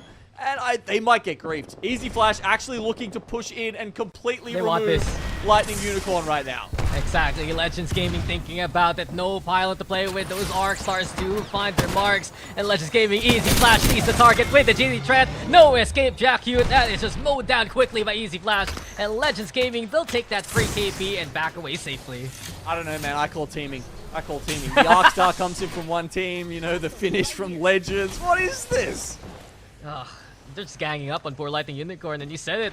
No pylon means all the problems in the world, and from that point on, Legends Gaming can actually use that old Lightning Unicorn building to contend with Akuma and the rest. Speaking of Legends 2, you got a longbow for Easy Flash. He has been solid with any kind of rifle from afar. He's looking to do the same here. It is hilarious that he's actually running the longbow. We were just talking about how useless the crafting rotation was before. And, you know, of course, he doesn't, not even able to access the 4.8 or the extended purple mag. Okay, there's the pull. It goes, it's still pretty central. I'd say there's a chance this pulls up. I mean, obviously, we've got, you know, some potential around Sito Station here, but you do sometimes get some finishes up towards where VK Gaming are, you know, to the northwest of them, to the north of that circle. in those buildings just on the other side of Cascade Falls. That'd be a fun one if we saw, you know, one of those shifts where the entire lobby has to make a rotation. But for the moment, let's assume it's going to Ceto Station and the team sitting in there, sitting pretty. Yeah, all I gotta point out though is your caster is pretty strong in the set here, Genome. Let's see who else you call and suddenly something happens to them. And speaking of someone to call, you got Wonton Dumpling getting into the vicinity of things. Bearclaw Gaming though, as well as Godhand coming out from the mountains. They had the rotation back from Stormcatcher and beyond. And Bearclaw, they want to play at the utmost north spot of the ring as possible. We're keeping an eye out though at Godhand. They're very wary of anyone nearby because they know one team specifically has been hounding them, and it has been Wonton Dumpling who's nearby again. Ooh, okay. By the way, do you see how much crafting materials Godhand have? 350? Huh. Why? How? Man can craft himself a 4th teammate with that many materials. Yeah, you can get a 4th guy on. You can build a whole building. I guess we're playing Minecraft now, but anyway. Maybe there's like a secret Kraber option or something. Once you That's get to like true. 500 mats. Like the crafter, it opens up in the middle and a red gun pops out. Oh, we can dream here. We can dream here in the Pro League. But Godhand, they're the ones in trouble now as Bearclaw Gaming know they're nearby. Compound, sure, they can be secure, but Bearclaw Gaming looking to infiltrate and get in. Falcon is the home invader. Draco cannot stand a chance against him. So immediately a confirm here for Bearclaw. They make it a 3v2 to start with. Oh, Balkan is no one to trifle with. They don't have a Catalyst player on their team though, so this wall that is going directly through the middle through all the doors will stop Bearclaw in their tracks. They could go over the top here, but for the moment, they seem happy to take up position in this building and just wait it out. I mean, hey, they managed to take down one of those players already, so I feel like if they really want to, they can just full send this as a 3v2, but they don't seem to want to push the Catalyst at the moment. And I think, honestly, Godhand is pretty lucky to get out alive with that one. They're going to try and recover the banner, and there's actually a crafter nearby, so there we go. 350 meds. They can make 7 Moby res beacons and then hide in the middle of them and bait out other teams because they won't know which one they're using. Genius strategy there, Genome. I hope that they do that, but we're watching Wonton Dumpling, who's been tracking down some of these teams, and they run into a big wall. That is MDY-WHITE alongside VK Gaming. So elevation for one side, you got the riverside, the caves for MDY-WHITE instead. There's just no real way for Wonton Dumpling to get in there. The confidence, it isn't as, I'd say, attuned right now, because they've only gotten a single kill point, and we're waiting to see them start popping off the way that they're used to. Yep. Will they take a little bit longer to get up and running? I know. You know, I know. At the start of the day, we were saying, hey, they're not the flash in the pan, right? They are a team that can bring it week after week, but yeah, look, we're not seeing it yet. But hey, early days, only the 3rd game, still got plenty of the series yet to pop off. I guess Godhand still in trouble. Bearclaw Gaming this time around taking a fight to them. They're trying to break through all these barricades as much as possible. Rudney leading the charge. What can Godhand do besides escape? So they're moving into Ceto Station right now, and you can see the ring full. It still is in the POI. This really benefits teams like Full Engaged, Legends Gaming, and MDY-WHITE who have their own buildings to work with. Yeah, so I think Bearclaw saw that Godhand had put down the Moby to the side of that building, and so that's when they decided to make their move. They were like, hey, we're not letting you get him back up, so they do take position up. As you said, yes, the ring will pull further back towards Ceto Station, and everyone in those buildings is going to be in an awesome position. There's actually a lot of mountain in the kingdom as well, which means there's probably not going to be a huge amount of playable spaces come these later rings. There we can see it. If you're inside a building, you'll be golden. If you're outside of it, I don't know, man. Bronze, iron, wood. All the ranks in the world, and it might just be danger when you're on the outskirts. Akuma can also navigate a little bit of that building, still be in the same spot. X and Y moving towards them too, but there's so much chaos outside the Cedo station side. We're getting in there though with X and Y just pushing forward and knocking down Killapaws already. So it's Akuma in trouble. X and Y doing so much damage already, but the YC does get rated 2v2 for now. An elevated angle here for Akuma paying dividends, and while this happens, Overlooked Entertainment also wants a slice of the pie. So X and Y in cover for now, waiting to see if anyone's gonna come their way. A nice energy barricade below locks off Akuma from really dropping down to the bottom. However, Overlooked Entertainment, they're well on the top, so I don't think they'll be a factor in this anytime soon unless they get very frisky for this fight. X and Y, they really need to get YC back up. I feel like it could be a res that comes in. These energy barricades are genuinely going to be cause a lot of trouble for Akuma if they try and push down. Yeah, if they drop down, they're basically slowed and stopped in the middle out in the open. MXF though, waiting through for opportunity from their angle. Legacy, a 6-shot to con, and that is gonna be scary to see in the hands of Serenity. T4 have already one knockdown, using the cover that they can under MXF just to stay alive here.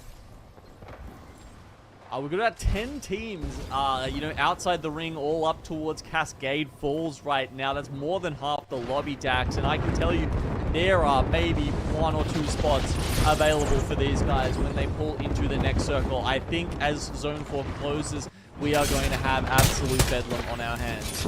Yeah, overcrowding going to be a problem sooner or later. Full engaged, still happy with their initial spots. Serenity though have pushed forward. X and Y doing the same here as Akuma is still lying in wait as a duo. They're on the rooftop right now. X and Y back up as a trio, sitting pretty in the building, and they have spotted out a white flash here. But Overlook on the other hand, they had a different plan to go elsewhere, and they're the ones in trouble here. It's one down already. Got BC Bigsy towards where White Flash is stationed. They get the crap onto the armor. Big damage with the beams here from VC, but it's still not enough to capitalize on. White Flash once again trying to play from behind with very low quality armors, but they have been the better out of these teams in the fight. They want to send this. They really need to get in there and take this pyramid away. But yeah, look, White Flash really can't give them any more time. But going over to KeepGoing Gaming here, this is going to be the start of all of this chaos on the northern side. We see Overlook go down, BK Gaming as well. KPG barely going to get time to reset. Meanwhile, Eagle Flash has traded up from that longbow to a Kraber, by the way. So as all of these teams do now start to make their way towards Cedo Station, they're going to have to try and deal with that as well. Yeah, MDY Black, they're going to come out of that fight only as a duo. Wonton, Dumpling moving into the ring too. And they won versus KeepGoing Gaming and the rest. Do they land here behind Bearclaw Gaming? Good final start also looking to be a factor. So far, they're staying away from the initial fight. It's Bearclaw instead in final start, looking to have a close contact point with one another. Pylon is also set here for Bearclaw. Smokes are out just to isolate this fight here. For the time being, they have a good setup, and Bearclaw cracking even that armor. Damage done here by Rune again, sliding on into the action. The Deathbox providing cover, but there's no escaping Bearclaw's rampage. Inside they go, they find the push. Final start can be eliminated, but MDY Black, the third party to end all of this, they'll silence these battlers. Oh my lord, the Valk ult, as they hide outside of the cave and just wait for the chaos to ensue, they pull up and as a duo are able to finish that off. Incredibly lucky there, I'm going to say, for MDY Black. So they are the one who comes out alive out of all of those teams on the northern side. Congrats to them, but we've got 9 teams left alive now. Morgenstern on 5 kills is going to push through and try and get some more happening, but they are starting to get griefed by a lot of the teams who are sitting in Cedo, looking out towards it. Oh my god. Nice shots there from YC coming out at range with the car. And as we look at where this last circle ends, it's going to be just within the northern part of Cedo Station. Legend Gaming's looking very happy. We've got Serenity, MDY-WHITE as well, all just going to be sitting behind their cat doors and walls for as long as they can until the final moments of this game. I know Legends Gaming here is playing Apex, but they have a big shop and a lot of inventory to utilize. Let's listen in to Legends Gaming and see how they're going to use that stock. We can kill them for sure. Yeah. Yeah, 100% they have Kraber there. Oh, good shot, player. No, Nick. Just stare at this, Mar, please! Stop shooting other people! Stare at this!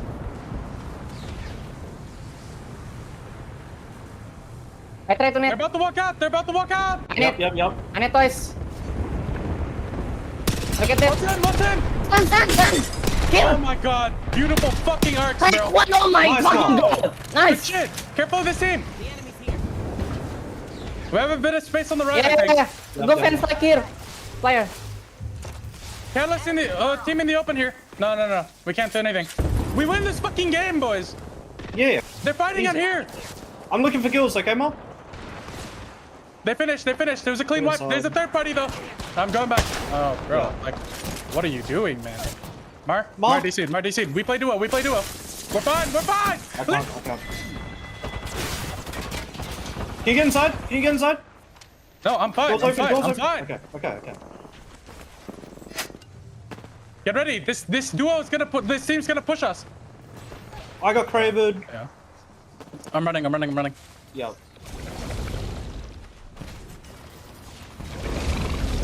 They might think I'm still inside. They do. Hello, guys. They have no idea where you are. Shut up. You died. Okay, so Legend Gaming getting caught off guard there. They had a fantastic spot. You heard the arcs were amazing to take down MDY-WHITE. There was nothing they could do about it. But then they really just gave it up. That was unfortunately just a bit of a discipline issue there for Legends Gaming, putting themselves in harm's way. And yeah, look, they'll get a couple of points, but not definitely as much as they could have converted here on a home POI zone, Dax. Yeah, it's unfortunate for Legends Gaming, and you still got Straight from Flame hiding into the corner, just in breathing distance with full engage. But MDY-WHITE have decided to go in full engage though. Red armor, they have the spikes and the barricades. Feiju is looking for any kind of contact point to throw at this turn. My fences though is being utilized. Serenity, merely an observer for now. They're watching here to see what will happen between MDY-WHITE and full engage. This doorway, the only thing separating these two teams. Yeah, Serenity in such a great position now. Essentially the position that Legends Gaming should have been in. So they're going to take over that priority towards this end game, as it does get very cut up by the cap walls that are coming out. Serenity though, shredding anyone in front of them. He also got Strafing Flame trying to blend in with full engage. And full engage is the one into the lower angle here. Serenity though back into the fight. They throw out the rolling thunder. Strafing Flame is just right behind them. Look behind you. Someone a little sus there. That's not your teammate, but Boogie instead finding MeiDuYaoBYD, and this can be a beautiful beginning for Serenity as it goes. But eventually, it's Strafing Flame found by Bang Papa Fifth. Serenity here with a Kraber in hand. Legacy look at the mark, any kind of targets, full engaged onto the waterways, and MDY still up top. Nate though being lobbed under chaos here as Feiju makes it matter. The frag finds two. Serenity's gone, and MD-WHITE's they will pick up the pieces from it. An incredible frag nade to send such a delivery into a victory. That's a couple pretty epic ones we've seen so far today, Dax. You know, we saw the vert nade stick onto Panna before, which he wasn't particularly happy about. And then, yeah, it's Feiju from MDY-WHITE to pretty much turn that fight around. I mean, as I said, Serenity definitely had the better position and were looking fantastic right up until that chaos happened there at the end. I mean, Strafing Flame, let's just be clear, like, could have killed that guy in front of you. He definitely could have one-clipped him, and he chose to, I don't know, play out the content angle to end there. Yeah. I respect the play, okay? I respect that, you know, if they don't notice me here and they kill each other, maybe that's their chance. But Legends Gaming, with that single rat, they at least make it to the top 4. But in our top 1, top 2 spots, MDY-WHITE taking 5 kills, full engage as well, having 7 to the name, equaling X and Y in the top 5. But there was so much chaos away from Silo Station here, Genome, especially this big clash between KeepGoing Gaming, MDY-WHITE, to name a few. There were like around 4 squads here fighting for their lives. It was a fun engagement, this one, and yeah, MDY-WHITE came out on top. Look at this, right from behind here. It was too easy at this point. Even the armor swaps couldn't save Falcon there. Yeah, like, I know Legends Gaming are going to be kicking themselves over that one.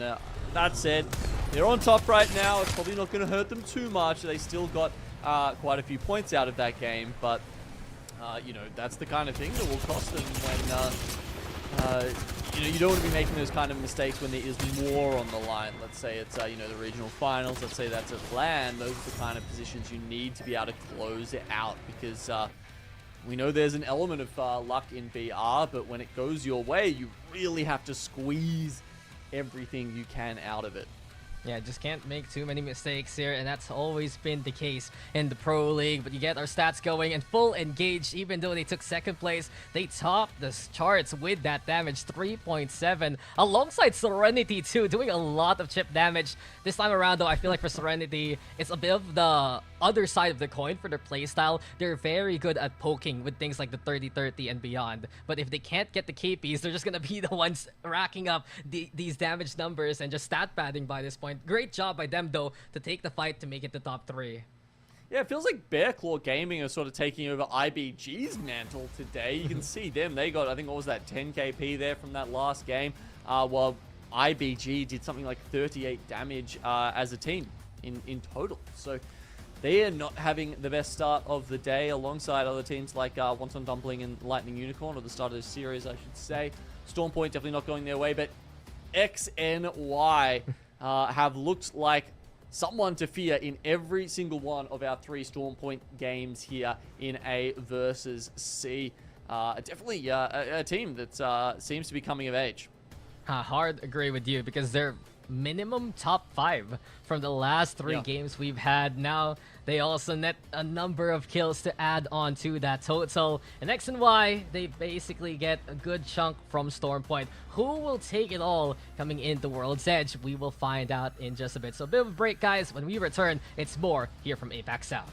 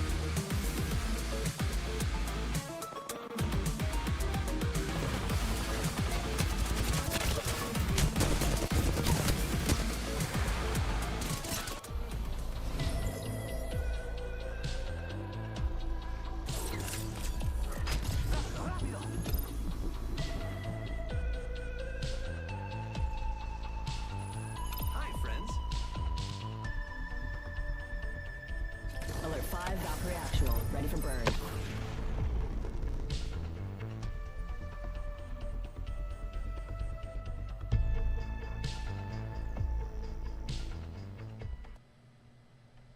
We've gone through Storm Point here, and MDY-WHITE takes that final victory. Now, we get into World's Edge, and you can see already in the rotation, it's 3 more maps of Apex goodness. If you guys are just tuning on in, this is A versus C in APAC-South. It's another session and another incredible week of action. X and Y, Team Burger, and MDY-WHITE, your previous winners so far. Who's next on the list here, Gino? Yeah, business end of our second series for today, Dax. I've got the jacket back on because it's it's heating up down here, or at least it was before. It was 35 degrees in Australia. I was suffering, just like Team Burger was in our first series, but they've turned it around. X and Y have not taken their foot off the pedal yet, but what changes when we go over to World's Edge? That's a big question in our minds. So why don't we take a look at the drop spots to see what's going to happen over here. We've got MDY-WHITE taking up position there in Fragments and Monument. You've got Serenity that get Climatizer to themselves. That's certainly a POI that's been doing well for people lately. Then you've got MXF and Godhand fighting over potentially some of the worst loot in the game. Yep, very much. You don't want to have only a single POI between Survey Camp as well as Epicenter. You want to have them both, and that's why they're going to be basically contesting each other from this point on. I wonder if anyone there will actually move elsewhere, maybe into Monument, maybe into Skyhook. Got Final Start though, and Team Burger now towards Northwest, and you get trials for Team Burger as we've seen. Lightning Unicorn though taking Countdown, the previous Rainfire spot. Akuma, they have 2 POIs in the name, Lava Siphon as well as Mirage Etoile, and White Black gonna be nearby. And I think this is really the talking point we have to watch out for here, Gino. Wonton Dumpling from Thermal, what damage can they do from there? You know, the other thing that, that brings up, talking about Thermal, Dax, is how well Lightning Unicorn have been doing while flex dropping, right? That's pretty impressive. They've been going from Thermal some groups. Now you can see they're going over towards Countdown.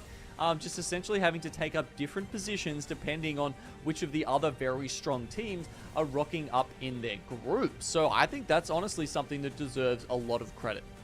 Yeah, but Lightning Unicorn hasn't had the best game so far. Wonton Dumpling can be the same, and it does seem to me that Lightning Unicorn does tend to avoid either Dreamfire or Wonton Dumpling in terms of POI choice. And finally, to wrap it all up, launch site for X and Y got overlooked here by the tree, and of course, Lava Siphon will go to Legends Gaming. So that is how our beacon will look like. That is how World's Edge will be upon us. And basically, there's a lot less contests here in this group compared to our first outing a while ago. Yeah, definitely not anywhere near as hectic. I guess we'll just have to keep our eye over near Epi and Survey. I mean, there have been times where we've seen teams take one or the other, just take Epi, just take Survey. It's not a fun time, though. I mean, you are, almost certainly running out with, 2 whites and maybe a blue if you're lucky from those POIs. All right, let's have a look at some stats we've got here from some of the teams that have been performing very well. Look at that consistency from X and Y. It's what you'd love to see. 7 kills every single game and a minimum of 5th place. This is a stellar showing. Yeah, when you see 3 7s like that, you basically hit the jackpot, and that's why X and Y is at the very top of our standings right now. I said it a while ago, minimum top 5 placing there on Storm Point. Always a factor, like you mentioned. And it does feel like every single final ring that they had their moment where they were making chaos into the circle building there in Sito. You saw them contesting versus Team Burger near the end of the island coastline, and of course that first place versus Serenity. So big outing from X and Y right now. It's a little bit similar to their second outing from last week, and I wonder if they can continue on to get the dub this time around. Yeah, I mean, their coach Yuri's was saying that it was really tough for them mentally last week. We had that reset game, right? X and Y were cleaning up in that game. And apparently it was just very hard for them to basically get back on the horse after that. So good to see that, the week has given them some time to reflect and come back and understand how strong they are right now and be showing it here today. Yeah, too much looking into the past. We're gonna go look into the future as it's time for us to get into World's Edge. The game is the here and now, and we will see the flight path from the dropship moving northeast over on the southwest. So gonna end close thermal station. God Hand though immediately breaking Artorias as soon as he is spotted. So God Hand throwing first blood now. Looking to confirm a few more targets. Beautiful work there with the Havoc. Incredible damage onto Asarin as well. And it's MXF immediately shot in the foot by the starting gates. I mean, God Hand have been struggling to pick up KP throughout the rest of the game, but here we go. They finally get some going their way. Only one person dropping, but that'll be a quick reset, and they can take out Survey Camp and then start looting back towards Epicenter. You know, the circle even, honestly, not too far away from them either. Might end somewhere down near Fragment East, potentially over near Ghost Town. So this is actually a very good result for God Hand. And a good game to win, and like, you know, a swift victory. Yeah, KP on one side, priority on the other, and you also have teams like MDY-WHITE and VK Gaming looking to take a few of those houses as early as possible. But I guess right now, Legend composition has a lot of Bloodhounds into play. Crypto is also very essential versus the number of Watsons that we get here. And I do believe we also see a number of Catalysts. Might not be as many as we saw last time around. You spy what I spy though, Dax? We've got some TSM fans down in X and Y there. Welcome Fuse back to APAC-South. You are right, good sir. And we see it a lot in NA, we see it from TSM, and now we're gonna get it from X and Y. It's probably a 3-letter thing, you know. If their name is 3 letters, they're gonna run the Fuse. And we've seen it with Knuckle Cluster, with a Motherload. It's just some immense damage out of nowhere. In X and Y, I guess my cause for concern is with all the Watsons around, will JR find the value that he would like with this? Evo shield here. Yeah, it is a good question. I mean, just taking the piss, I think of the kind of fights that X and Y have been taking, especially earlier on in the game. You know, you can still do some significant damage. You don't necessarily just have to siege teams. You can cut off teams as they're rotating in. And I think X and Y found themselves in enough spots to be able to make use of those kind of situations here. Let's say though they're you know, they're pulling up towards Lapa Siphon, where quite a few other teams are as well. 4 teams already in Ghost Town. So as you can see, no one in Fragment, while KeepGoing Gaming are now moving back to Fragment from Ghost Town. But yeah, it's certainly going to be somewhere in that quadrant of the map. Moving is a good idea. There's a lot of different combinations for our Legend Select. You also saw 3 rates picked up by some of these teams, and it's been an interesting talking point between playing the rate compared to the Catalyst. The Catalyst, we've seen have a lot more reliable value in terms of setting up the Dark Veil and whatnot, but the portals have been effectively low-key. And I guess that's one thing why MDY Black loves to use it. We see T4 running it as well. As you said a while ago, Ghost Town now looking to be filled up and repopulated as Bearclaw is landing down here in an empty building. Yeah, I mean, it's interesting, isn't it? Because when Wraith was back at a 100% pick rate, you know, you'd get to a certain... Every time a ring closed, basically, you just see this wave of portals going out, where every single team would try and use the Dimensional Rift to try and find a new spot in the next ring. That said, I don't think we've seen that many, like, you know, game-breaking, super important rotations with the portal so far in this. Maybe we just haven't had the vision on the Wraith as those rotations have been happening. But yeah, it's a far cry from where it used to be, but still some value in being able to rotate without having to actually put your body at risk. And might as well, right, give it a shot. And T4 trying to hold off the EMP coming their way. So inside the APC right now, sitting pretty and safe. Serenity on the other hand, watching from afar. God Hand can be the same. So Yashir, few pot shots, moving into a potential contact point and final start here. Yeah, well, so much for that priority to the zone. I mean, I guess they don't have a ring scan character, so it would have been kind of tough for them anyway. But yeah, as you say, we're going to get this fight well outside here. So pretty honestly even 3v3 here between God Hand and Final Start. Yeah, get priority in the fight, that's for sure. And the battle of the preseason qualifier teams. You got Godhand on one side, you got Final Start on the other, and they're ready to break a few shields along the way. Quane's still popping the Phoenix again. Here comes Draco with the scans too. And now Godhand getting back to a more elevated angle because Final Start is just so close to these single targets. Okay, Final Start with the Horizon able to get height, so they go up on the train. You can see Godhand trying to put down some damage in the meantime. Burger looking at these guys either way. So Burger pulled up in on the North Hill, and some 30-30 shots start ringing out from Wei and his friends here as Godhand say, well, third party, don't want any of it. Let's try and get out of here. Final Start, though, with one person knocked already, are going to struggle to disengage with the ring at their back. How do they make their way out of this?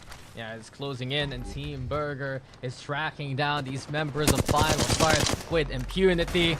Also looking to confirm that kill point already onto the one that knocked down over onto the crane. And you said it a while ago, Godhand disengaged into the train tracks they go, and they will be safe for the time being. This is good though for Team Burger. They want to find more fights like this where they can gatekeep and succeed. They've been trying to do it in, I'd say, the more canyon areas, right, into those more narrow passageways. Now they're using the ring to have a lot more of an opening, but give them that space to run around and actually catch these members. Yeah, I mean, Godhand are very isolated right now. Even coming through Monument, honestly, they're going to have a lot of space because the teams are reading the circle correctly and going towards Fragment East and Ghost Town. You know, even some teams like Overlooked Entertainment over towards the Vault Tunnels. There we go. The pull is definitely more towards Ghost Town. Teams who want to play from those tunnels will be probably pretty safe there for a while. Other teams like X and Y and IBG on the southern side above those geyser chokes also looking to do some gatekeeping. Team Burger here on that north side, you know, will be pulling in, and they've got teams like Serenity ahead of them. But here we go. If we go look at Ghost Town, you can see the teams who wanted to go for that early rotate, setting up nice and healthy in there.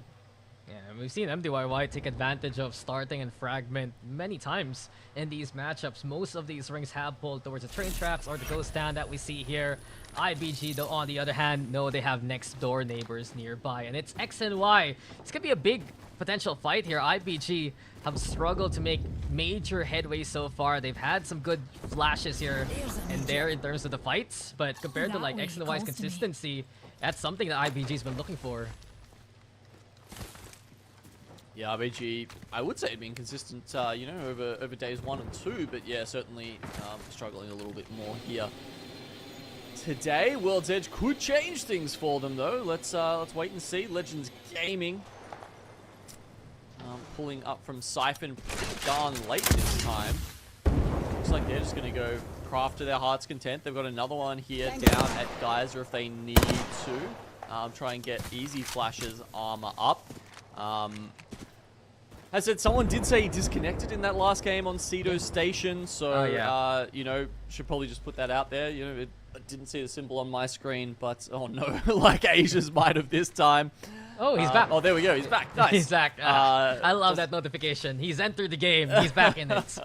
But yeah, I think that's unfortunate.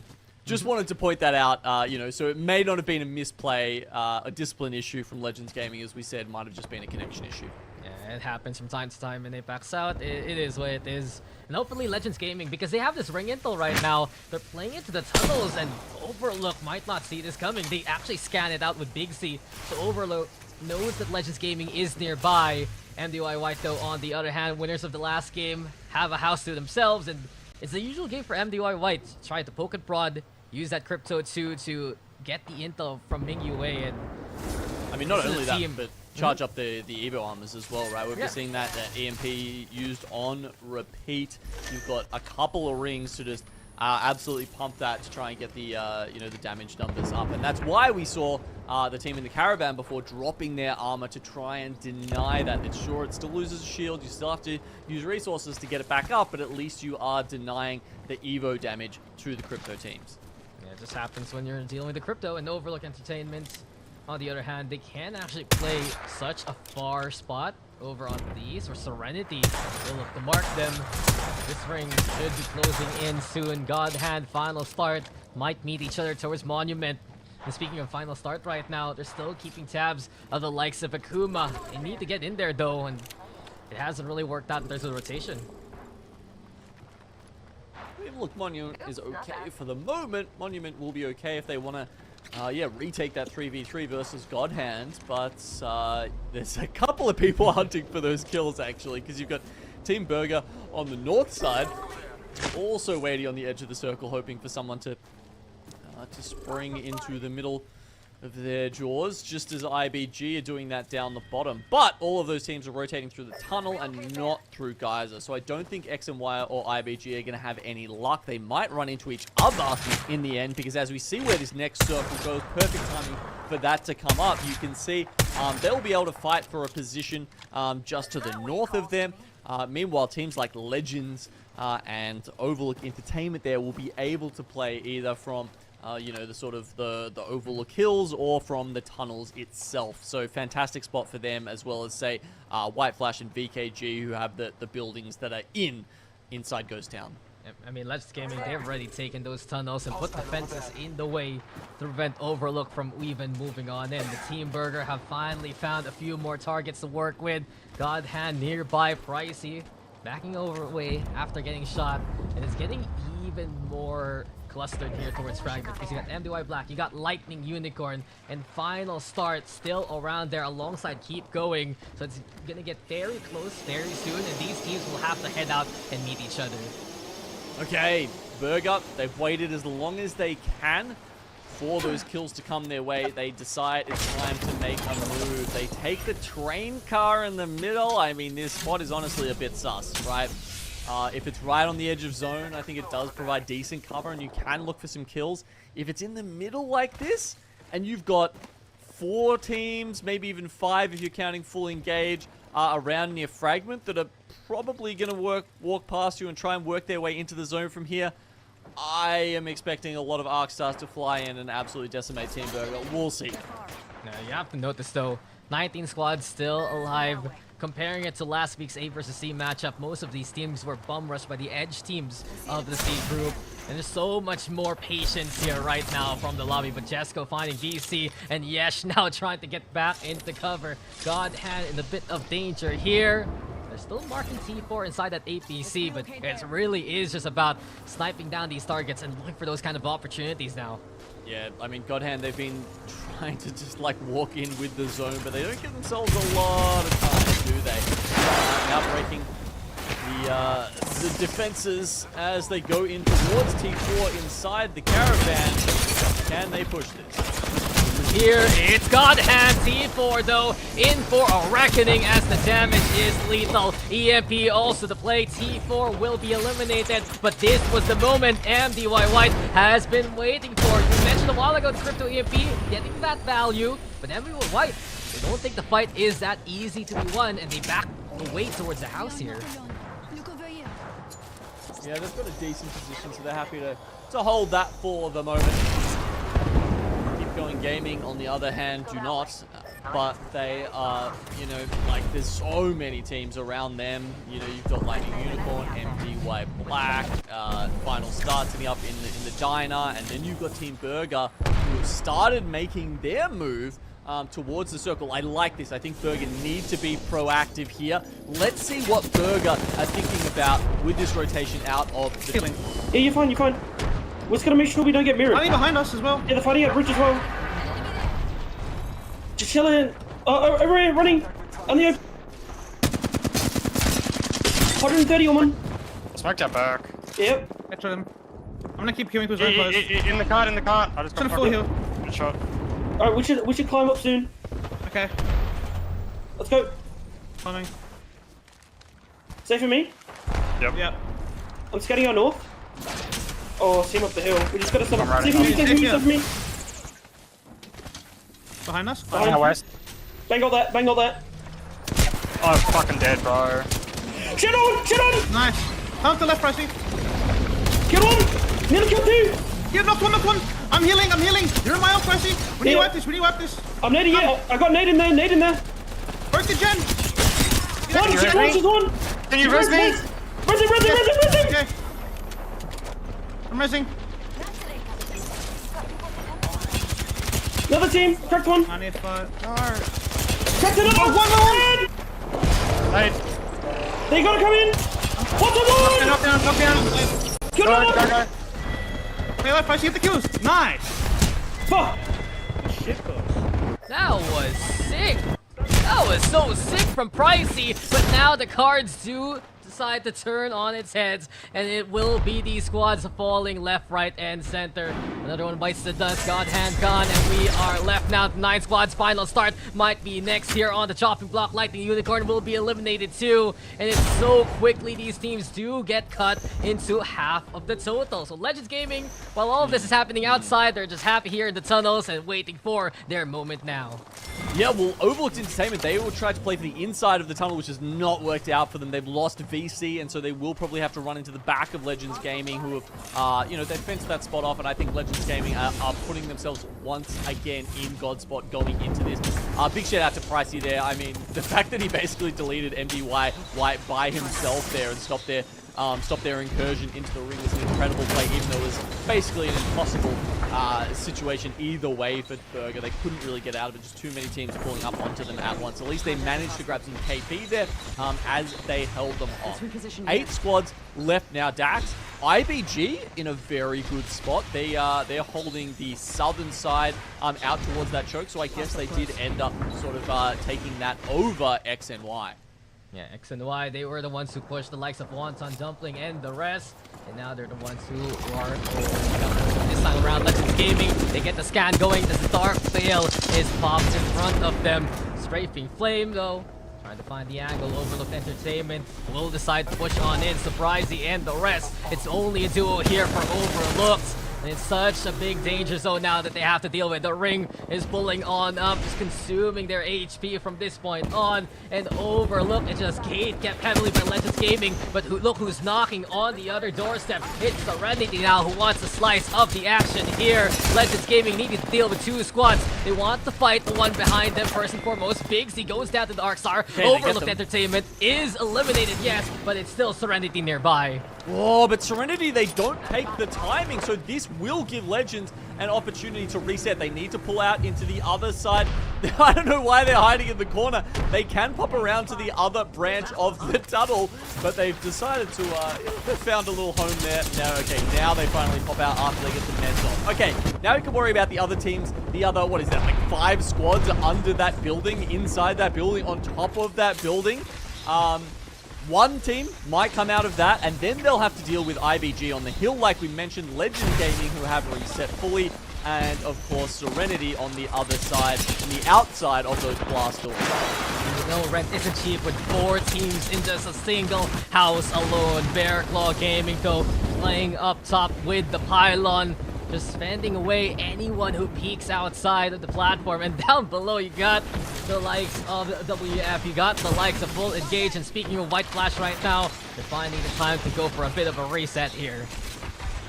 Nice for White Flash, and as you said, I mean, if any of these teams I feel like may come out alive. Actually, that said, the circle's actually kind of closer to the building, so potentially there's a team that's hiding underneath might be able to find some cover for a little while longer. But certainly, you know, Serenity, Legends Gaming, and IBG all have cover from one another. So all 3 of those teams are going to be focusing most likely on the teams coming out. Oh, I say that. No, IBG just says, all right, we're going to full send and lock Legends in here like it's a tomb. What a grenade. What a nade indeed, and IBG, can they capitalize on that FAP? Dealing some immense damage now towards Legends Gaming. The Rolling Thunder, though, is such a bother. An Easy Flash secures the kill with a creeping crouch. From that point on, Easy Flash is acclimated. Easy Flash is online and ready. Connections upon connections from Legends Gaming. White Flash also eliminated now. Easy Flash doesn't care if there's someone in front of him. He is spraying that gun to make sure someone doesn't appear there. You see the portal coming out here. Beautiful fences around that to try and stop someone from using that. I believe that might be Belkun's portal there. So, you know, we talked about its usefulness at the end of these games, and, well, they've got the counterplay from that, trapping it all up. And this is where we can really see Legends Gaming enter this elite test. And 4 squads in front of them. They have a pylon for those shields, but Serenity is the one knocked down to the ground. 2 on the floor. Jesco, the only one still standing. Strafing Flame and the rest utilizing this cover while they can. And Legends Gaming finding their moment. Cracking armor left, right, and center. Serenity's gone now. And this is easy. Flash looking for a bit of vengeance. Feels like that last game could have been theirs for Legends Gaming. Now they will secure it with style. Legends Gaming gets one here.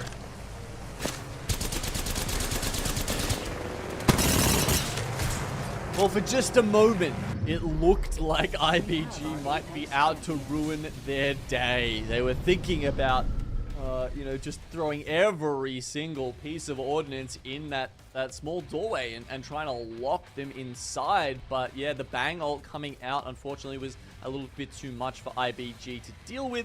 And in the end, Legends just play it so well from the top there. You do wonder if IBG, I don't know, maybe could have held on to that for a little bit longer and waited for the circle to push them out instead of, you know, everything else pushing Legends out there. But, you know, once they won that southern side of the circle, all of those teams coming out of the building, honestly, were completely done for. And truthfully, Legends Gaming has had IBG's number in these team fights all throughout the day. It's like 0 for 2, I think. We saw it a while ago on Stormpoint by the Rock. Now we see it here in the tunnels. And Legends Gaming, they come up ahead with 11 kills and that first place finish. Well done also by Full Engage to take second, 7 kills. Bearclaw, VK, and Serenity will make that top 5. But we have had multiple crucial moments from many players. Pricey being one of them. We had to listen in, but we were just awestruck. But how he fended off as many as he could here. Yeah, that was nuts, man. What was that, like 3 teams in a row or something they managed to put paid to, and then unfortunately die into the ring. But yeah, they'd done the damage by that point. So big ups to them, of course, who finally, you know, we called for the redemption arc, and I think we're getting it. And so quick from Legends Gaming, the reset is unreal. And not only that, the call to immediately go upon IBG as soon as they hit the markers with the creeping barrage, right? It's just easy flash. He's so ready to do immense damage from any kind of source. And he only did 1k right now. And that's the thing, right? I say only for a guy who hits a casual 1k with 6 kills, you know. It really has been Legends Gaming upping the standard for today here. The kill efficiency there is just insane. Yep. 6 kills for 1,000 damage, 11 kills for 2.5k on the team overall is fantastic. That means they're really getting themselves into situations that just highly benefit the team. Then they're not, you know, even making it like, you know, sort of creating those situations themselves. They're just capitalizing on it at the right time. They're being decisive and taking those kills quickly without getting themselves stuck in long engagements that they can get third-partied from. And that's how they find themselves squarely at the top of the leaderboard, finally overtaking X and Y, who sit there with 49 points. So with 2 maps left, Dax, we're definitely getting a few front runners here in this group. Yeah, Legends Gaming trying to pull on away. Full Engage staying also within the good sphere of influence in the top 3. And with the 7 kills the Team Burger got in that last game, it ups them to 4th place over Akuma. So overall, our top 5 looking pretty interesting so far. I also saw a few headways from Godhand to get out of that last place, move in to something like 15th with the 6 kills that they got there. And all in all, it's getting very competitive. But Legends Gaming, the standard is truly being set here, Genome. And is this the point in time where the heir apparents will really take that throne? We'll start to say that we are the best in APAC-South. That's the storyline to watch out for moving forward for Legends. And that's the story we're going to look to see for in the upcoming max. We'll take a break. We still got 2 more on World's Edge, and we'll be right back.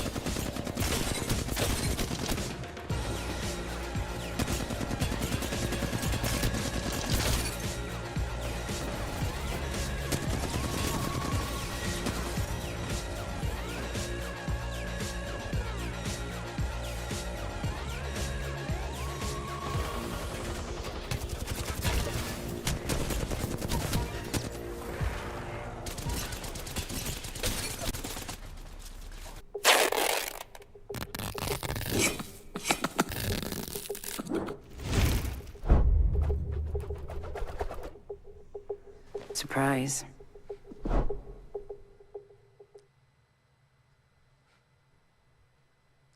They won a map of World's Edge last set. They won a map of World's Edge this set. It really feels like Legends Gaming are setting a standard right now as we are getting into our final 2 maps of the day, or technically of the night now. We are back though here in APAC-South. You are tuning on into ALGS, and it has been an incredible run. I am Dax here with Genome, and Genome, what a good game we saw there from Legends Gaming. In all that chaos, they just find the order and find the right tools and the right spots to play from. They do, don't they? I mean, they were so late. You know, so many teams early rotated into Ghost Town, and we saw them taking their time. I mean, you know, coming up from Lava Siphon, they could have got there fairly quick if they'd wanted to, but they go through the tunnel, and that ends up being, you know, such an awesome call from Strafing Flame, their IGL, and they play that out to a win, and once again, give Easy Flash the opportunity to sit there up on the top of those damage leaderboards, as he's done for about as long as history can remember. So that's another win notched up for Legends Gaming. Again, 4 different winners. So, you know, one of these teams would have to win the next 2 to take out that bonus point, which we haven't seemed particularly close to going through this season. For anyone who doesn't know, we had a fun new rule introduced this season where if you won 3 games in a series, you get an extra bonus point towards the split standings. You also get one if you win any more than that for each additional game, 4, 5, 6 games, and then if you win more than 50 points ahead of your second rival, which has only happened ever once in APAC-South history. Reignite doing that way back in, I think it was 2022. So either way, yeah, Legends still looking very good though after a first series win. They've kept the stamina up. Yeah, it's been the case for Legends Gaming. They're keeping up with the momentum that they had in that first set, and now we're going to keep up with the teams as we go into the game. World's Edge, here we go again.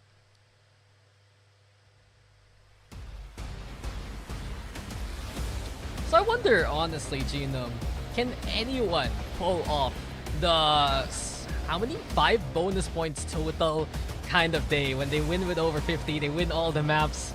I'd love to see if any team can do that, not just in APAC-South, but anywhere else in ALGS. But here we go again. It is Contest City here in Survey Camp, and MXF and Godhand decide to take 2 and look to fight. Yeah, Godhand, they go for the bins. MXF for the guaranteed weapons on the racks inside in Survey Camp. Of course, those are 2 of the big factors when you're considering a contest at this POI. Again, you might be scratching your head and being like, it's Survey Camp, why are you fighting for it? But look, man, you gotta land somewhere, and pretty much everywhere else is taken on this map. Yeah, might as well pick up where you can get guaranteed weapons along the way. Godhand, though, before they engage MXF, they're only 2 inside the building. They're both gone now to the floor, and the only one still standing is WJX across the camp itself. So Godhand, they already won the contest, but can they wipe out MXF? That's the real question. Stopping to just, you know, sort of reassess there for a little bit might mean, I mean, is it WJX? Is it Wig? I don't know, but either way, he's going to be potentially falling into the hands of Selka, the Bang player for Final Start, who's actually over in the tunnels right now. He's hiding behind a box. Selka does not know he's there, and Godhand don't look like they will be pursuing. So potentially the option to, I don't know if he'll go back and get his banners or anything, but you know, maybe just stay alive and rat it out. Either way, MDY Black, we're having a look at them starting, they start staging, I think it was, and they've made their way over to the Beacon House now, which is obviously going to be a fairly good priority for them as a crypto team. They're going to get some good, you know, very scenic views with the crypto drone as they look over teams like Full Engage, Legends Gaming, and Overlooked Entertainment, who are going to be sitting over there in Harvester. Could very well be a Harvester finish at the end of this game, Dax. Yeah, it's a big possibility, but in terms of the Legends, if you notice, we only have a single Valkyrie, I think, on MDY-WHITE. Unfortunately, the fuse from X and Y didn't work out the way that they would want, so they're gonna go for the Conduit, the Catalyst, and the Bangalore instead. But Harvester, this is the group where there's no big contest for it. Now everyone is swarming to make it there, and Akuma is one of the teams a little late to the party. Full engage, already keeping an eye out on their own specific doorway, their corner here of Harvester. Akuma will have to play outside here. Yeah, we lost one of the Valkyries because Lightning Unicorn have switched that out for a Wraith. So they're, you know, reassessing their rotation with that one. And sorry to the TSM fans out there, but we've also lost Fuse as well with X and Y switching that back over to the new legend of the split of the year so far, Conduit. Yep, just a little nice try there from X and Y to try and play a little bit of that NA flavor, but KeepGoing and White Flash contending this long hallway versus each other. But PK, they're still happy to stay near the entrance. White Flash, they have gotten the reset going, and while this is going to be the survey beacon, getting a big scan on many targets, MDY-Black peppering the opposition from afar. It's MeiDuYaoBYD trying to fight back, and he has to get back into cover here.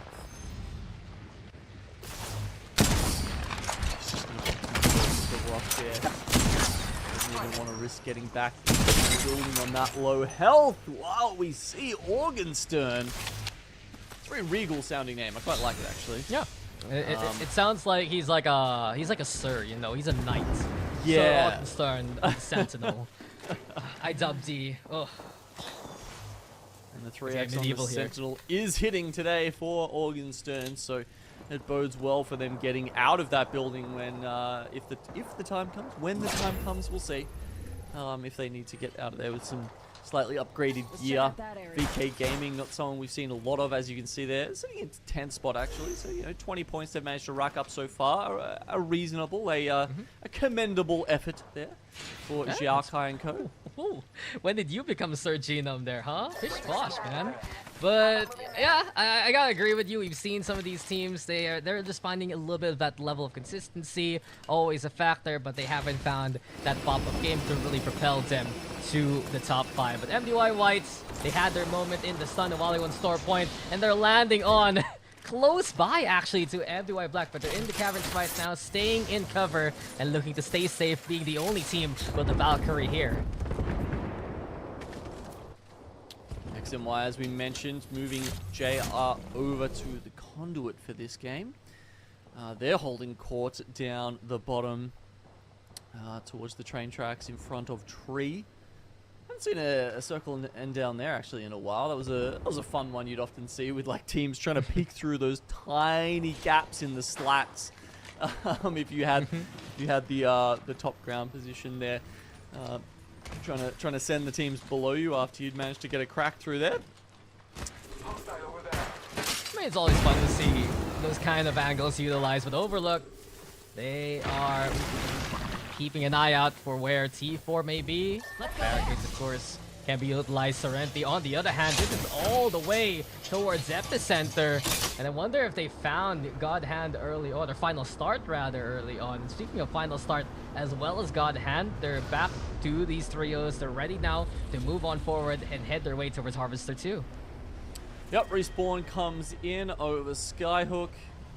But Final Start, heard this, Final Start are taking up a position outside of the tunnel. So it depends where MXF go. If they go around the countdown way, they'll probably be okay. If they evac over the top, they might be okay. If they go through the tunnel, potential danger awaits them. It's been a hard game for MXF. It's even harder series for Wonton Dumpling. I rarely see the placement highlighted, but with only 6 points here for Wonton Dumpling, it really has just been one of the, I'd say, weaknesses of their playstyle. They don't back on the placement points. They go for the KP, and they haven't gotten as much as they would like in 4 maps of action already. But in the other hands, it's Legends Gaming here in control still by Harvester nearby the center. Ooh. Bit of damage done. Strafing Flame though, cracking the shield back, and they're gonna go back and cover here. Oh my! That was some very sharp shots there coming out. I think it was full engage actually. They got the better of them there. EMP. Oh no, it doesn't get the fences and stuff down the bottom. So I was about to say I was gonna get rid of all the hard work that MDY-WHITE have been done bringing it up. Having a look at the map here, you see it's another central pool. We've seen a lot of these today where it's been in the middle of the map. We don't get a ping pong, we just get a constriction. You know, a slow decay as the ring pulls inside. MDY. This fight's going to be slow because it's up against IBG, two behemoths. Yeah, X and Y versus IBG here. IBG jockeying for position. X and Y looking to get back that top spot. Immediately, though, you can see damage done by X and Y already. XD trying to go for the weapon swap, but IBG, the movement is crisp, and they're keeping alive with two still standing. Who can clutch, though? It will be JR. Reliable in the pinch. X and Y bring him back to the conduit, and it is the spark that they needed. That was an incredibly even fight. The trades back and forth. It was a 3v3, then a 2v2, then a 1v1. Every single time someone went down, there was a member of the other team ready there to trade that out. And you can see that X and Y win it by 1 or 2 bullets. Wow, that was a very high-level fight there between the two. Yeah, it's great to see X and Y do just that and get a big win over IBG. IBG, unfortunately, the fights themselves, you can see the potential. You can see they're just a little bit needing a bit more damage to actually get those dubs, but it hasn't really come to pass right now. So it's free loot here for X and Y. They're the ones in control of the train tracks outside of Harvester here. And on the other hand, more of the teams looking to head our way with Serenity by landslide. You got God Hand in the tunnel, final start, as well as MXF. They're gonna need to rotate soon too. Well, the way it's kept shifting in towards Harvester, I might expect that it ends on potentially the western arm of Harvester. So that means a team like KPG, who are set up with the Watson fences inside that western wing, will be in a fantastic spot. Anyone who goes on top of them, Bible's got his Rolling Thunder there, ready to try and cause some issues for them. And the other teams will just have to slowly sort of start making their way in towards that. One of the teams who are very far from that position right now. Final start. So they've got God Hand sitting in the tunnel and train tunnel ahead of them. Serenity's on the other side of that tunnel, so if they need to pull out at some point, gosh, they don't have very happy choices either way. Yeah, this is where I gotta ask you, Master of the Ring Genome. When the ring is like that in the center, right, it usually pulls center too without touching the other rings, and I guess my answer already shows up. Keep going in on the inside of it, full engage, gonna be nearby. It still has the western arm of the Harvester itself. And speaking of keep going, they have had such a good session so far. Yeah, I mean, what are they sitting at the moment? Okay, 21 points there. 9th position, not too bad. God Hand waiting for their time to pounce here in the tunnel. But we've got Serenity causing some issues for them. It felt like they were lying in wait, but the prey becomes preyed upon there as Serenity take them out without a second thought. Yeah, the Hunter gets hunted, and immediately, as we did see the likes of Serenity having to deal with God Hand, the drop on them was there. They got them down, but Serenity fighting back with such stellar aim. So well done by Serenity to hold that off. That's KP coming their way. And not only that, MXF might be the ones to run into Serenity next. But we're keeping an eye out for VK Gaming here, because Final Start is looking to knock on their doorstep. Breaking through the fences right now, it's Selka wanting to lead that charge. Scan, though, here by VKG. And VK Gaming, they're basically trapped here. It's either they fight towards White Flash or Final Start. Okay, what's the option going to be? It looks like Serenity maybe making that choice forward. No! Jesco getting taken down, and so they try and move back. They're going to leave him for dead there. They want to play the rest of this as a duo. Time is not on their side here, as they're going to try and get out, but they'll probably meet the edges of Light and Unicorn. On the other side, we've got Final Star trying to push in against VKG. Yeah, VKG are the ones hurting here. They've already lost one, but Sandom might be overextending there. Gravity Lift now is the play. VK Gaming still taking the fight towards MXF as well. And MXF just finding any other target here. You still got Final Start, you got White Flash looking for their moments, and BKG, they're already gone from this outing. So MXF surviving for now, full engage though, looking for this opportunity, and it's only a solo K6 away from the rest of his team. Will this work out though for full engage as Final Start is eliminated too? A lot of teams really struggling over here. It's a hard place to play from. You've got teams within Harvester who have angles on you, as well as the ones that they're trying to coexist with here on the outside. So MXF, maybe a spot of respite here. This Bangalore smoke's obviously going to come in very, very handy. No ultimates left to use really though. Artoria has already used that Beast of the Hunt, so in 10 seconds that'll be gone.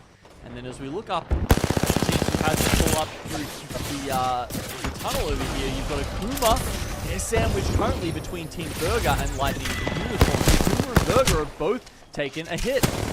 Looks like Lightning Unicorn wanting to make this batch a simple one-way, ready to overrun anyone in front of them. The numbers advantage is clear here for Lightning Unicorn, but they will head away from that evac tower. Akuma spinning, Kilopons can even get out of dodge. Seems like that's the case for now. Team Burger though have found that moment to go for the reset. They want to see into the Lightning Unicorn setup. Here comes the scan though. Team Burger thinking about it, but they will be beaten back for now.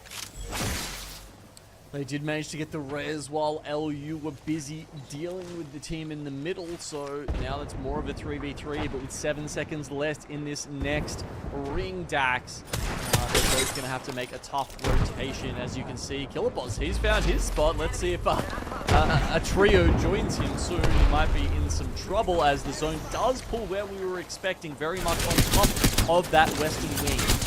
Kilopos a happy camper, but Wonton Dumpling, is this finally their time to shine? Boring has already found to the bow check, also brought out to try and fight towards the elevated angle, but Wonton Dumpling, they mean business, and this is their chance to rack up those kill points. On the other side, you got MDY-WHITE, you got Team Burger having a bit of a scuffle too. While this happens, Lightning Unicorn moving in towards the northern part of the next ring. You also saw full engage wipe out one of the other squads on the outside with K6 and the rest doing some immense damage. But MDY-WHITE, they moved on in. It's Team Burger though facing off against that single player right now in the front line. That is MeiDuYaoBYD. LQ and the rest tried to follow on soon, but it's LQ who's down. The answer back from MeiDuYaoBYD. The shot is crispy from MDY-WHITE. Team Burger eliminated, but MDY-WHITE will suffer the same fate. Yeah, you see LU pull up. That was through the Wraith ultimate. They waited until teams had done enough damage to each other that they could just pull up and enjoy the spoils there.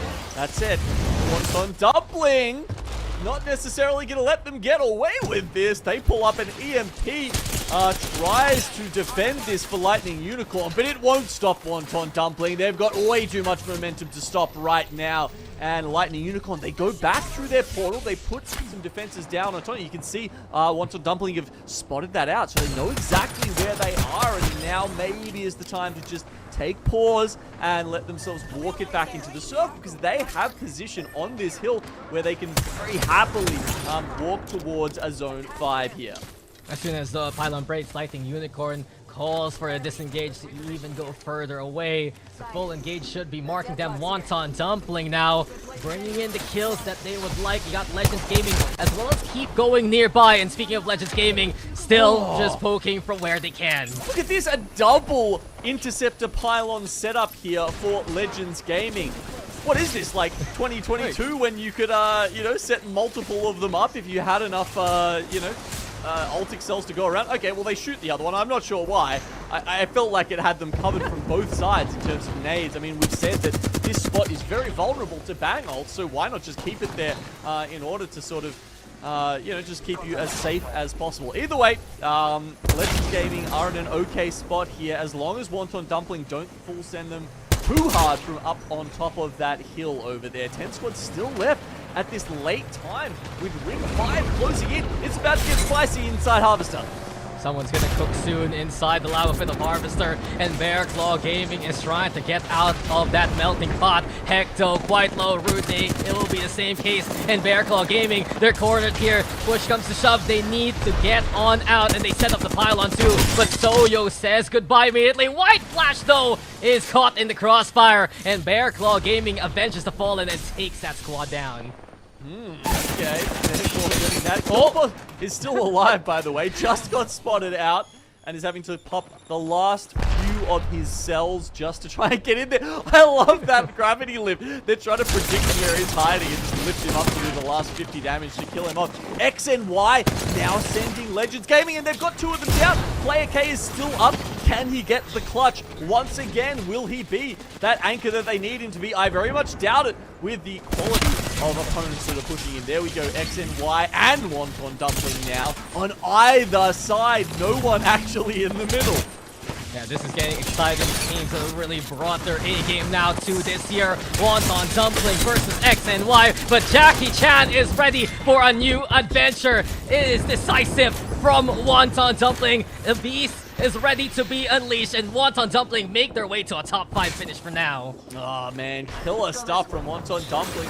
As we mentioned, really needed to start, you know, making their move on this lobby, considering we're already up to, what is it? Match 5 now, so only 1 or maybe 2 opportunities left to make that happen. Okay, the rotation now from full engage, an early catwalk to try and secure them a spot behind this rock and let Jubjabib start setting up his positioning there with pylon with some fences, but they're going to have to push towards. Who is that under the stairs there? We've got Bearclaw Gaming. And Bearclaw Gaming has been in this corner for so very long, and full engage wants to send it towards them. Smokes out too, cracking those shields, and Kizix is looking for any moment he can strike with, but the cover has been blown. They need to get back behind the rock because it will be an engage from Belkon and the rest still. Full engage now left to 1. Bearclaw Gaming refusing to die here, and it's full engage now, relatively set backing Bang Fafa 5th. Does he survive? Belkon and Heck are so close to him. Surely not. I mean, you said shields there, and that was the operative word. Bearclaw, even though they were a duo, had like 5 different shield swaps set up. So as soon as every time they reloaded, they just quickly swapped to another shield, and it felt like they were a full trio because they had so many shields to go through. No batch required.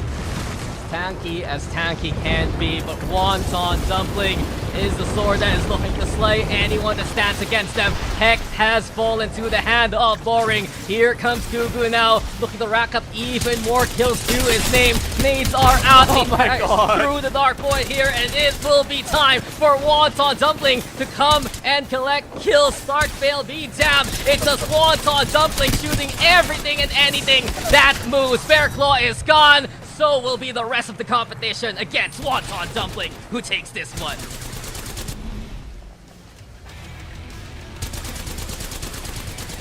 Well, you don't eat 1 or 2 dumplings, do you, Dax? When you order dumplings, you go all out. You get 10, you get 20, and it seems like every time that Wonton Dumplings pop off, there's a full steamer waiting for you there. Fried, you know, steamed, it doesn't matter. They've just got a bunch waiting, and once again, when they win, they do it in style. This time with, I think, 15 kills. Man, that's making me hungry just thinking about it. I mean, it's almost dinner time, and it's the perfect time for Wonton Dumpling to come online. You were right there, Genome. 15 kills.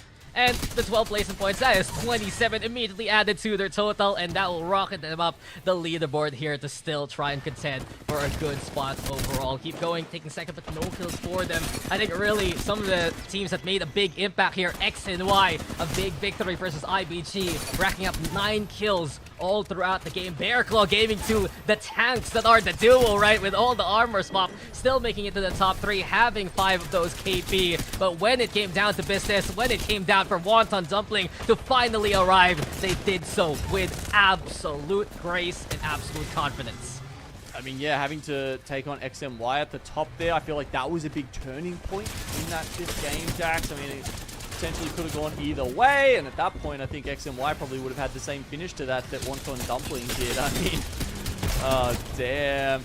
Gugu really going crazy here at the end, just pumping damage out towards that other side. And yeah, no, it was so much fun. It's always fun watching Wonton Dumpling win because you know they're not going to do it ratting it out. You know they're not going to do it in anything else but just really dominating fashion, and that says it all, doesn't it? 15 kills, almost 6k damage. I mean, there's a reason we hyped them up, and the slumbering beast has finally awoken. You said it, 6k damage, 7 kills for Boring, 7 kills for Gugu, and Jackie Chan or XZZ, he's did a lot of work with the damage, helping out the two as well. I guess down the line, there were some big fights won by the likes of MXF, the likes of MDY-WHITE, like the Unicorn, also getting 5 kills, taking advantage of the chaos that was happening versus the likes of MDY-WHITE and all the other squads contending.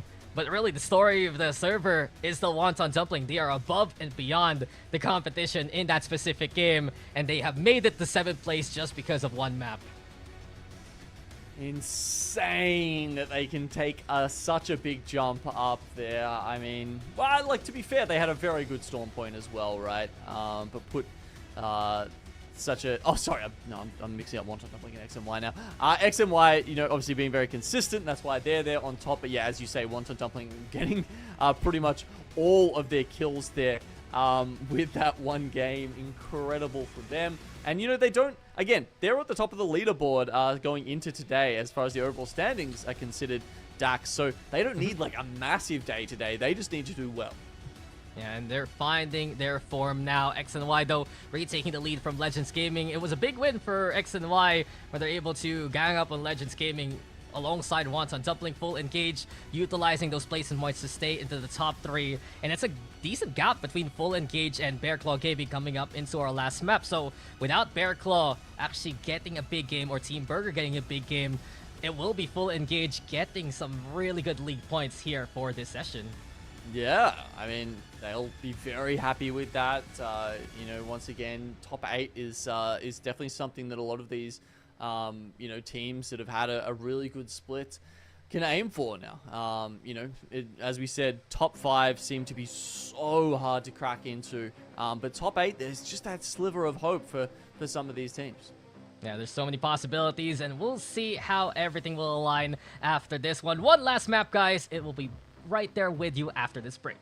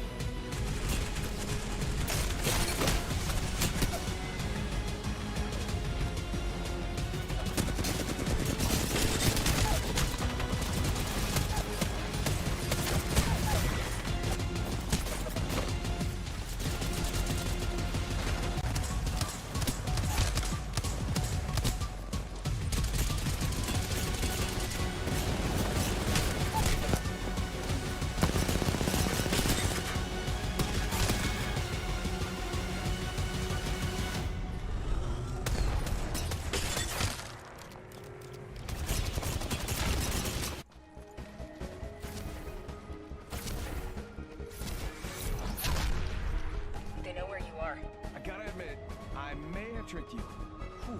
Glad I got that off my chest.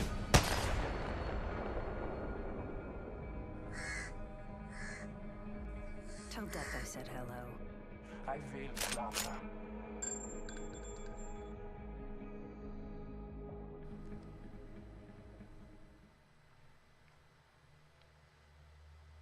It's been an incredible day here in APAC South, and we are going to add one more member to the winners list for today. It is Wonton Dumpling. What a way it has been throughout our 2 sets. Unique winners yet again here. Technically, LGS Gaming won last set. You know, they won this set on World's Edge, but every single map here in A versus C has been won by a different team here, Gino. Will it continue for our last map? It just seems to be the flavor of the month, doesn't it? Pretty much. Everything we've had so far. And, you know, I don't know, maybe are there any other food-related teams? We've got Team Burger and Wonton Dumpling who have won one so far. Let's have a quick look. No. I mean, because it always seems to be, you know, it seems to be the APAC South special, right? Yep. Not unless we're eating the unicorn out of Lightning Unicorn, no, please don't. We wouldn't do that. We wouldn't do that. We are not gonna do that. I mean, there was Dumpling Kung, as the producer said. We had chicken sandwich for a while. It really is APAC South where you get hungry for some good games and some good food. But with our last map coming our way, I think really the stage is set for 2 certain teams to take the top spot. Will LGS Gaming get another one for today, another first place? Or will X and Y be able to get their own dub as well? I'm really wondering because the gap here, Genome, is just 2 points between the 2 teams. Yeah, it's pretty close, hey. I mean, imagine that if they managed to grab like 50 split points out of one day. That would be an incredible performance. That would certainly shut up all the people who were talking about, you know, having to struggle through the gauntlet of playing 12 games in one day. They'll show you that, you know, if you want it badly enough, if you're good enough, you can get there. You can get on the top. Winnable, doable, and you can see here for Full Engage, though, a team that has made it to the top 3, and well done, truthfully, with their placements. Their lowest so far has been that 6th place, and 2 second place finishes back-to-back. Full Engage, they might not have gotten all the best engages so far in terms of the KP, but they're really picking their positions and their battles wisely here. Yeah, look, I'm not going to lie, that's definitely better than I sort of thought they were doing. I guess we haven't seen a huge amount of them on the screen so far today, so maybe we'll get a little bit more vision of them here in map 6 to sort of, yeah, give us an inkling of how they've been managing to turn their fortunes around and just turn it on today. I mean, there have been some fights where I do feel players like Kizix especially have taken command and kept Full Engage alive, and it really has been a bit of their playstyle. They get knocked, they can get the confirmed kill onto 1 or 2 targets, but they don't need to actually send it and put themselves in harm's way. It's been very fruitful for Full Engage, and it's also the efforts of Bang Fafa Fifth and Jub Jabib who relatively anchor the team so well that has given them these KPs so far, and it's been a good showing. Well, I guess if you think about it, Dax, I mean, maybe they're not maximizing, you know, all this kill potential or whatnot, but if you kill one member of the team, they have to, you know, run away. They've got to think about rezzing, whatever it is. You know, you can take their position, and then you're almost sort of trading off some of those kill points for placement points as you get further into the game. You know, just a thought, just one way to think about it. And, you know, seemingly how Full Engage has managed to sort of leapfrog their way further into these circles, as we've seen them get quite deep today, as that graphic shows. It's been very exciting to see. A lot of different faces also show up today. Even in the last outing, we had, I believe, the likes of WF, the former Ash Esports team. We got Full Engage, who had some good outings as well. But again, you always have to talk about the standards being set, and it always goes back to Legends right now. We've had that deep listen in. It was one of the longest listens ins I've ever heard, and for good reason, because the calls have been some of the most sure we have seen throughout these past 2 lobbies. And I wonder if they can keep this kind of setup on, just because watching back at the old Black Hand VODs and some of the older days of Strafing Flame, there was a lot less security in the calls, and now it really feels like they know exactly what they want to do. Well, I think they got so much support. They got so much, you know, validation from the community at large after doing so well at LAN. And, you know, I think Strafing Flame, honestly, I found out the other day, he's only like 19 or 20, I believe. I'm going to double check it on Wikipedia right now. But that really surprised me, right? Because you don't get that sense when you're talking to him. He is one of the most like self-assured people that I have, you know, talked to or met in Apex Legends. And I think that really shows... Oh, it doesn't have his birthday on Wikipedia? What is this? Just ask him anyway, right now. Yeah, we can ask him later, maybe, if we, who knows, maybe we'll get a chance to chat to him. But, yeah, look, he's definitely one of the younger players and, yeah, one of the more impressive players in terms of just so much belief in himself, right? Like, even in the times when, you know, his team wasn't necessarily doing as well or... you know, he didn't have, like, you know, this was back on the days of Primus Commander, where, like, the original Primus Commander, right? Where he had to show up as a duo some days and still put on a show. And even in those times, you know, we saw Strafing Flame just this unwavering belief in himself. And I think that's one of the things that has carried him all the way through to being now not only one of the best teams in APAC-South, but one of the best teams in the world. Yeah, and just a quick little recap of the results, guys. Legends Gaming, a first place finish there in map number 4 with 11 KP to their name, has led to them having 59 points. Interesting enough to compare to that previous set that we had earlier on into the day. They had 68 points total, 34 KP, and 34 placement points, as even as it could get.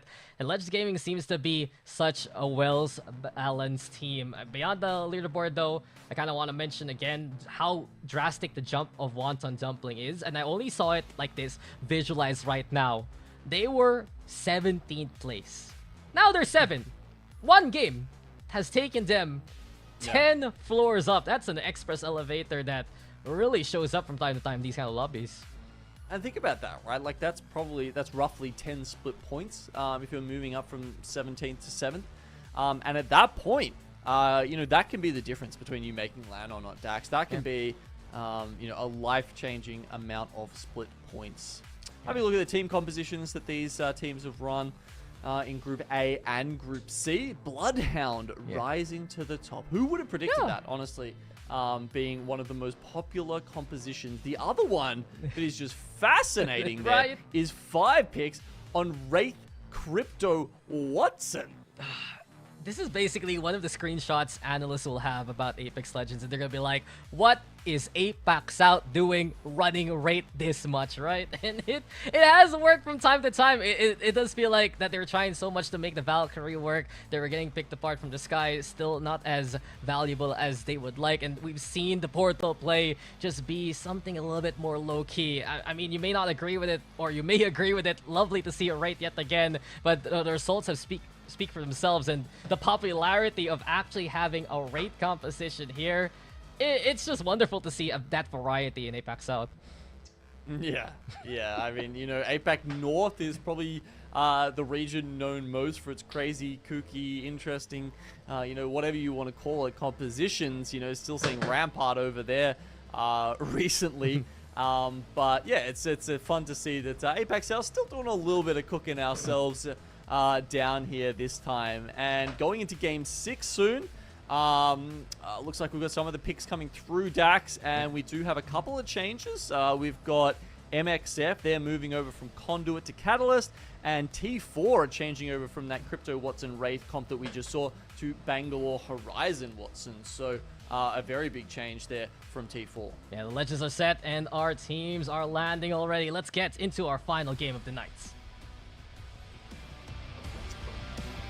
Interesting to see that contest once again, Dax. Godhand versus MXF. And just as it played out the other times, Godhand goes straight for the bins. MXF for those guaranteed guns. Yeah, the third round is upon us, and Godhand and MXF already doing battle. WJX have to get back to cover, but Artorias has purple armor, and he can be a raid boss here if they choose to do so. Into cover right now inside the building. Here comes the spikes too, and it will be the slide of Godhand looking to overrun him immediately. Smoke launcher though of all things, knocking down one. Acquaintance now to the floor. It's 2v2 for the time being. The Mozambique say a prayer to do a bit of damage there. Selka getting on the board as well, and Godhand right now, they are still going to be alive and kicking. Final start going to be moving on forward too to get a piece of the action, but there's also Serenity who wants a chip in this fight towards Survey Camp. I mean, not only that, final start, Selka was also having a little bit of a gander, and you can see actually he's been like, oh, okay, they finished already. I'll just head back. Don't worry about me. I'm just gonna grab this assault bin and head out. But as you mentioned, Serenity, Legacy's got his purple armor ready to go, and they might be looking over. You often see this in Game 6 as well, Dax, where you know, teams are more willing to throw in a curveball because they know that there's sort of no repercussions afterwards. Yeah. So it makes sense here. Serenity just holding the hill out, trying to work out. They would have seen that that MXF went down in the kill feed. So they know they'll probably be going up against a full trio here. They've just got to find the opportunities, spotting them out. I think they might even be waiting for them to split up. Oh, okay, the scan comes out, so they have been spotted. Yeah, God Hand, they can think about this. They have 2 purple armors compared to the 1 that Serenity has. Serenity has hoofed their way towards Survey Camp, and now God Hand retreating into the train track tunnels where it's still Selka moving around and opening those bins. But I like what you said, Genome, and I guess this is where I bring out the Filipino in me and say there's a concept called walang bawi. Basically, there's no way you can get back at them after this game because you are done for the night after you are eliminated. Yeah, exactly. So perfect time to just mess with the other teams, and God Hands are gonna have to. Oh man, I mean, look, they get some KP, but it's going to be a long way for them because the ring is very far down south. So as we move south down the map, we go to Landslide, and we see Lightning Unicorn going up against Akuma. Yeah, and many of these teams already take buildings into launch site. Lightning Unicorn, though, on the other hand, keeping an eye out for anyone up top. Landslide, interesting place to face off against one another. Akuma still over onto the elevated angle, and they're very fortified with the Catalyst spikes. The shot, though, rings onto Yukoi, who has to get back into cover for now. Holding height, obviously very advantageous as far as this fight goes, Dax, but you know, how long can they stay up there realistically? Lightning Unicorn actually going to take the portal, and probably just head way out towards the zone. Lightning Unicorn know that it's probably going to be a launch site zone, so they don't really want to get stuck up at Landslide. They've already spent enough time there. They will continue on. Yeah, that's a fair point. One of our zone teams really wanting to get into their spot. When you see a ring like this, yes, you can land launch site. I'm seeing the rings in my games too pull up towards the dome area as well. But in any case, Team Burger, we saw the prestige, we saw the vintage Team Burger happen a while ago with a dub. But after that win, they are still in the top 5, but it isn't the same headway that we thought we would see from that point on. Yeah, maybe not quite. And yeah, this ring certainly doing nothing to favor them as they are very far away now. Anyway, might see them run into some other teams on the way in there, but you can see a lot of teams have definitely identified this as a launch site zone, so every building right now over at launch site is occupied. Legends Gaming, they can't find a building for themselves. They're just sticking around with some fences and looking to play on the outskirts instead. Player K taking some damage. You're watching X and Y though. They have their own spot. This was their POI to begin with. And Bearclaw Gaming, they've had a lot of lethality so far on this stage. You know, top 4 right now with 40 points, and MDY-WHITE is nearby. Ooh, okay. Well, I don't think MDY-WHITE is going to come out of this fight very well because they look locked in. But Bearclaw actually getting hit by the EMP. Is that enough? Has MeiDuYaoBYD done enough to disengage here? Takes the Geyser. Is that an option to get out of this? Yeah, they won't catch him flying away. So they'll get the couple of finishes there and the loot that entails. But we also have a chance for the Crypto Drone here to come in and grab those banners. Yeah, MDY-WHITE has been the peskiest with the Crypto Drone so far, willing to sacrifice the 2 teammates just to get those banners back with the drone itself. But it does seem like MeiDuYaoBYD has only gotten one. The drone does get broken. Level 2. And it was Legends Gaming as well as White Flash peering in to see if they could actually get some kills too. So Legends Gaming in the top 2. A White here early on will seal the deal and give it to X and Y. And speaking of X and Y right now, they're the ones watching out for Legends Gaming here. indeed. Legends in number 2 spot right now. 2 points behind X and Y, but they've got a fantastic spot here. Well, fantastic. I don't know. They're not inside. They're, you know, sitting on the ramp over here, but they've got enough cover around them that with the Wonton fences set up, I think they'll be okay for the moment, knowing how good they are at predicting movements around them and being able to put down pressure with that insane damage that Easy Flash does pop out. That's one of his specialties, just clearing space around them via threat of, you know, mid-range damage is pretty much Easy Flash's calling card. Yeah, it's been the template, as we've said, in IBG. Throw out the Rolling Thunder, no one to actually be afflicted by it, as VK instead inside the vault tunnel nearby. But the ring is shifting away here from launch side just a little bit, and instead we see it head over onto the east. So Legends Gaming, this might be a good spot. IBG thinking about if they can stay here as well. White Flash, considerations for their position, and all in all, it will still be some of these outskirt fights really being a factor, because Lava Siphon itself here, Genome, getting filled up as MDY-WHITE is eliminated eventually. Ooh, okay. Unfortunate there for one of the fan favorites, but further up, Akuma looking at Godhand making the rotation. Oh, don't quite catch off Acquaintance as the bullet time kicks in, allows him to catch up with the rest of his teammates there. Radiant transfer as well, just to make the last part of this rotation a little bit safer as well. They'll continue on their way. Akuma now going to keep looking for other teams. They might find Serenity, who have just come in from the ring, coming out from Overlook, actually. Yeah, some outliers here. Serenity, Akuma will come in from the north side still. Bearclaw Gaming, though, on the other hand, they meet VK Gaming and see their setup. Belkin, though, backing away with the raid. Yet again, still such an interesting sight to see in our lobbies, but it's getting more commonplace as the days go on. Number 4, that looks pretty good on Bearclaw, I reckon. They're going to be very happy with how they played today, I believe.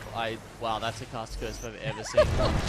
Like, immediately, just straight up done in by Way, and are now going to get sent by Team Burger here. Trying to set up some fences to stop this. Need to get angles. These are some great fences, honestly. They're actually, that plus the thermites are making this really hard for them to pop in. Belkin with the Digi gets some good damage out, but Team Burger not this way. They're still up as a trio here for Bearclaw Gaming, Atlas, and Team Burger. They had to take so much time trying to get rid of those defenses that you mentioned. Team Burger looking still to play the offense here. Bearclaw Gaming have reset and have a pylon set on up. So it needs to be Team Burger rethinking. Can they even push this by this point? Way, he wants to try. The defense is also in the way. They break the shields though of the Wonton and the Bangalore. Here comes Belkin to be the front line. And it is Bearclaw getting back into cover. Still finding a moment of reprieve. Well, we've seen the Beast of the Hunt already go down for Pricey. So at this point, we've got no more options to start seeing through that smoke. And it's going to be very hard. I think Team Burger does make the right choice here to push out as Bearclaw Gaming just doubles down on that position. I mean, Burger especially sitting in 5th spot now with 38 points. It's honestly, it is hard for them to push up, right? The next one is BCG with 42. So yeah, actually, that's, if they hadn't taken out Bearclaw Gaming there, they may have been able to sort of guarantee themselves 4th spot. But that's really all they can play for. It's very unlikely that they'll go any higher than that. Yeah, that was priority fight there from Team Burger. And in the meantime, Serenity and Akuma have the high ground against them. Serenity and Akuma, we've been waiting for this matchup to happen ever since we've seen the rotation paths, and Boogie looking to be the front line here. Still has a Dark Veil available if he does choose to. Gravity Lift upon us, and as Akuma decides to go for the disengage, going to be for Killapause. Team Burger, though, also chipping on in, and it will be 3 squads in absolute pitch battle. As I've said before about these teams, very familiar faces and names in the APAC-South scene. Team Burger, though, using Wayard as well as Pricey's temporary shields to keep the fight going.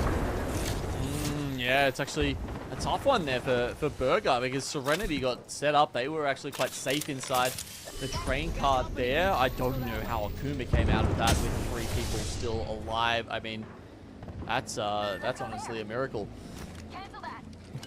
It can happen in these situations, and not only that, the Akuma reset, the Team Burger reset, and Serenity reset. Bearclaw Gaming were just basically witnesses trying to see what was going on. Final start though, flying by now here, IBG marking them immediately. And final start is Sandwich here, Legends Gaming on one side of them, final start on the other, and here we go again, Legends Gaming still getting the ring pull coming into their favor and outside now of the launch site itself.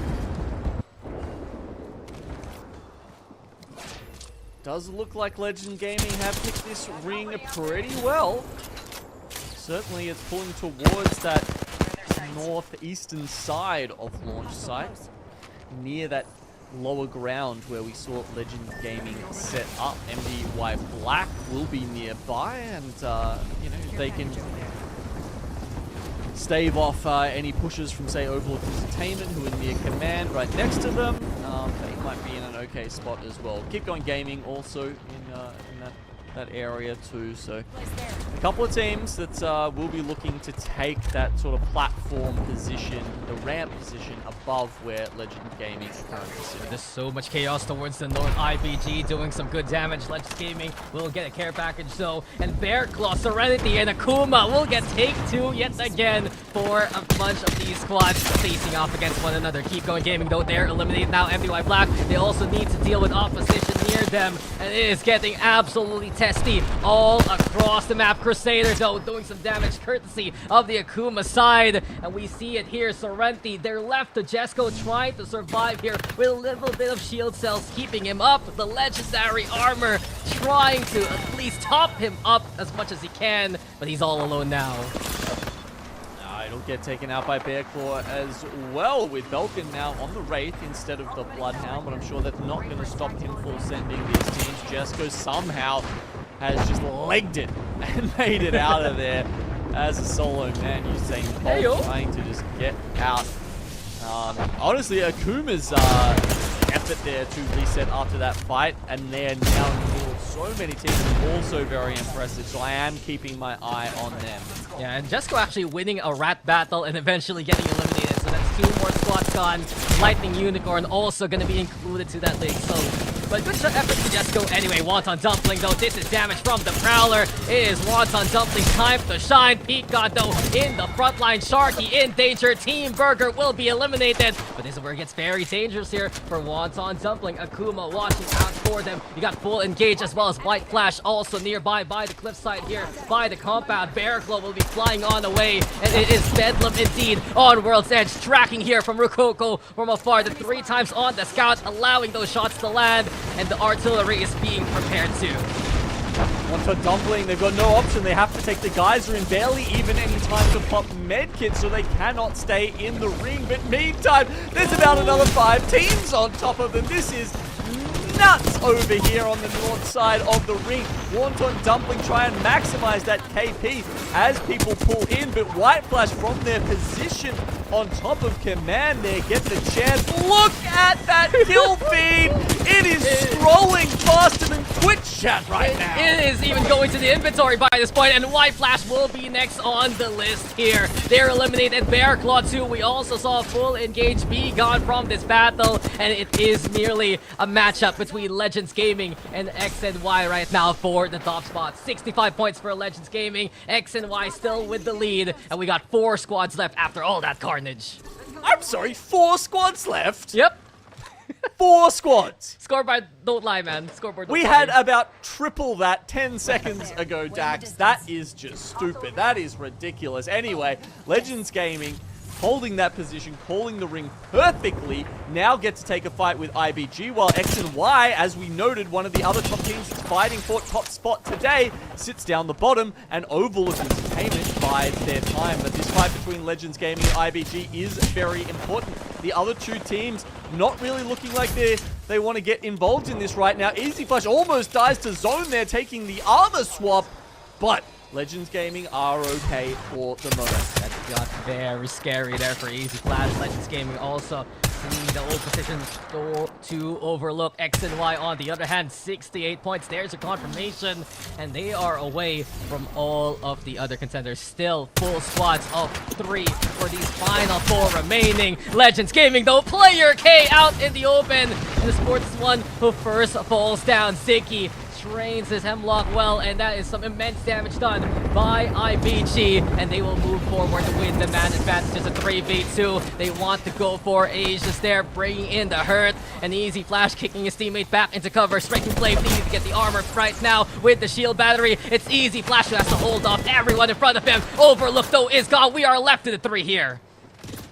Triple reds on IBG. The only real hope for Legends Gaming right now is that X and Y distracts them enough that they can get back up and into this, but they do lose the 3rd member. X and Y and Legends Gaming fighting over that first position, and I don't know if Legends can get back up. Now they've only got the single member left alive. It is easy flash with the Prowler. You never know, but IBG and X and Y are probably going to be the last 2 teams going into this. Oh, look at that. And X and Y are playing for the lobby win. With that kill onto Easy Flash, they confirm they will take the top spot of this A versus C matchup. But there's still one more squad in front of X and Y in the cleaner sweep of this map. It's IBG. All right, well, 2 very scary teams go up against one another. YC has managed to grab that Prowler. Let's see if the triple reds on IronBloodGaming side are too much for X and Y to overcome. IBG making them bleed, and they have knocked down 2 of X and Y already. Last one standing, it will be JR. He's made miracles happen before for X and Y. Not gonna happen against IronBloodGaming, who will take our final match.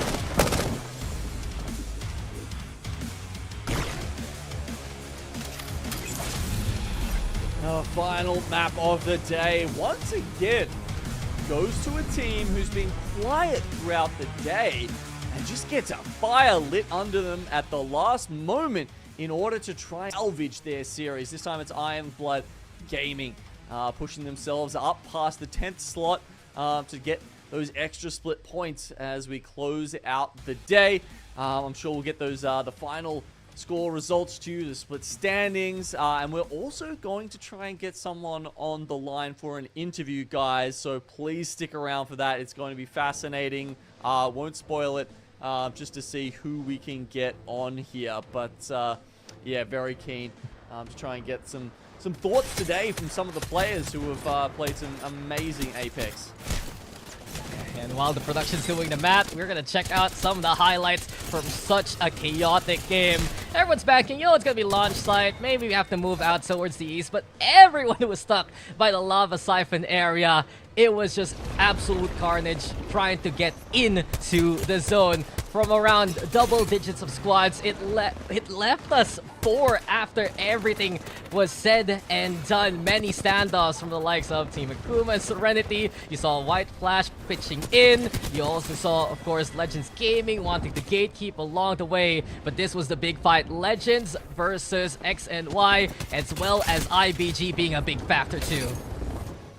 Possibly the most hectic sequence I've seen in Apex Legends ever, Dax. I don't know if I've ever seen that many teams go down in that short a period of time. These are the things that you witness here in APAC-South.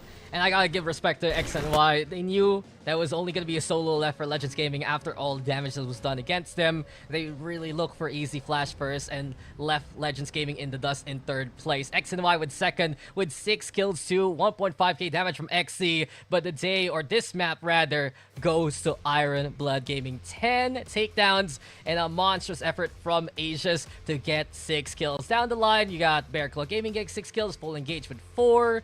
I think that's really exciting. Who's gonna get that top 3 spot, if that can be contended, because we're gonna get our scoreboard now, and let's see how everything really came to pass here in A versus C, as X and Y will take it.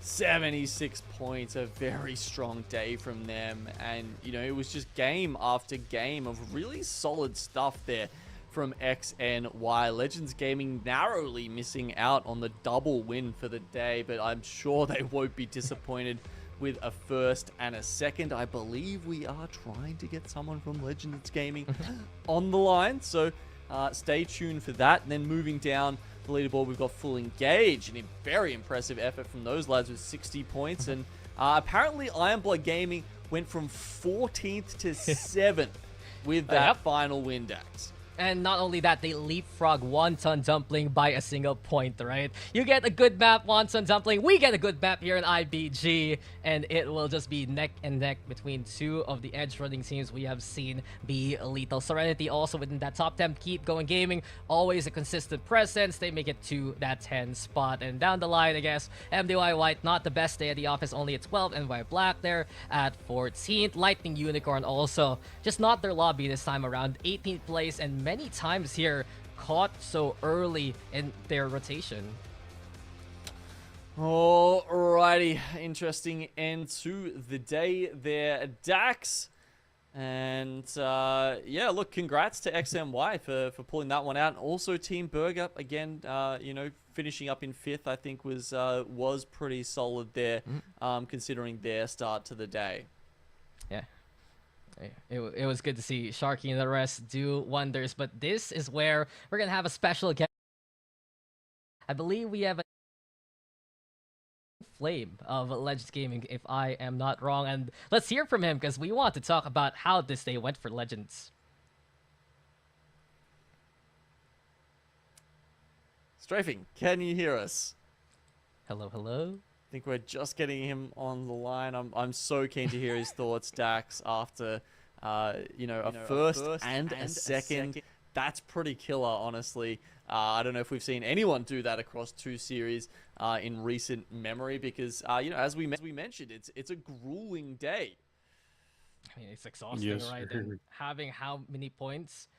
Around like over 40 plus in the league. You gotta give big props to Legends. We had that solid listen in a while ago, some stellar calls from Strafing Flame, and it got very testy versus X and Y. It really went down to the wire, and you gotta give props to a team that has played 12 maps at maximum efficiency all throughout. Strafing, are you there? Yeah. Hello? We're more so talking to ourselves over him. Yeah, we're gonna get. I hope we get him. You know, APAC-South's a big region. Many countries. SEA is a big place. I'm in one of the countries there. Strafing Flame is somewhere else. You know, hopefully he can hear us though. Yeah. Okay. Might just take a second to figure this out, but having a look at some of their stats in the meantime. I mean, you know, you don't have to guess, Dax, who got the most damage out of Legends at this point. You know, Easy Flash, he's sticking on the Bangalore, 6.5k almost for today. You know, Strafing, switching over to the Bloodhound was an interesting choice as well. Yeah, I like it. He can be the front line, and unfortunately we can't hear Strafing Flame right now. But just talking about the stats, really, Easy Flash, 10k a while ago, 6k as you mentioned. Same can be said for Strafing Flame in that last set. It's just Legends game. There's a reason why we want to talk to them right now. We heard from them a while ago, yes. But it's still different being able to give these kind of questions, and not only that, pick their brain, because things might be changing very, very soon for Apex with how the season will have a bit of a break moving forward. Yeah, true. That's, I mean, that's a big topic. I don't know if we've got time for that one today, but gosh, it's yeah, it'll be interesting when we come back from the break, and obviously that will affect week 5 and then the regional finals as well. So it'll be a big shake-up from the start of Split 1 and kind of Apex as we know it here, which is, yeah, definitely interesting for teams like this that obviously have, you know, practiced and you know, made their success essentially on playing the kind of brand of Apex that we've seen thus far. Yeah, I mean, I think definitely one of the things I'm keen to hear about from Strafing is you know, how they adjust their play styles kind of depending on, you know, the type of lobbies they're in and you know, the POIs they have to play from, right? Because it just feels like day and night when we're comparing how Legends Gaming are running through these lobbies and playing them so smart compared to the kind of trials and tribulations they had to deal with at LAN and still pulling success out at that point. So definitely keen to see, you know, what he thinks the kind of keys to getting, you know, first and second place here at this series today.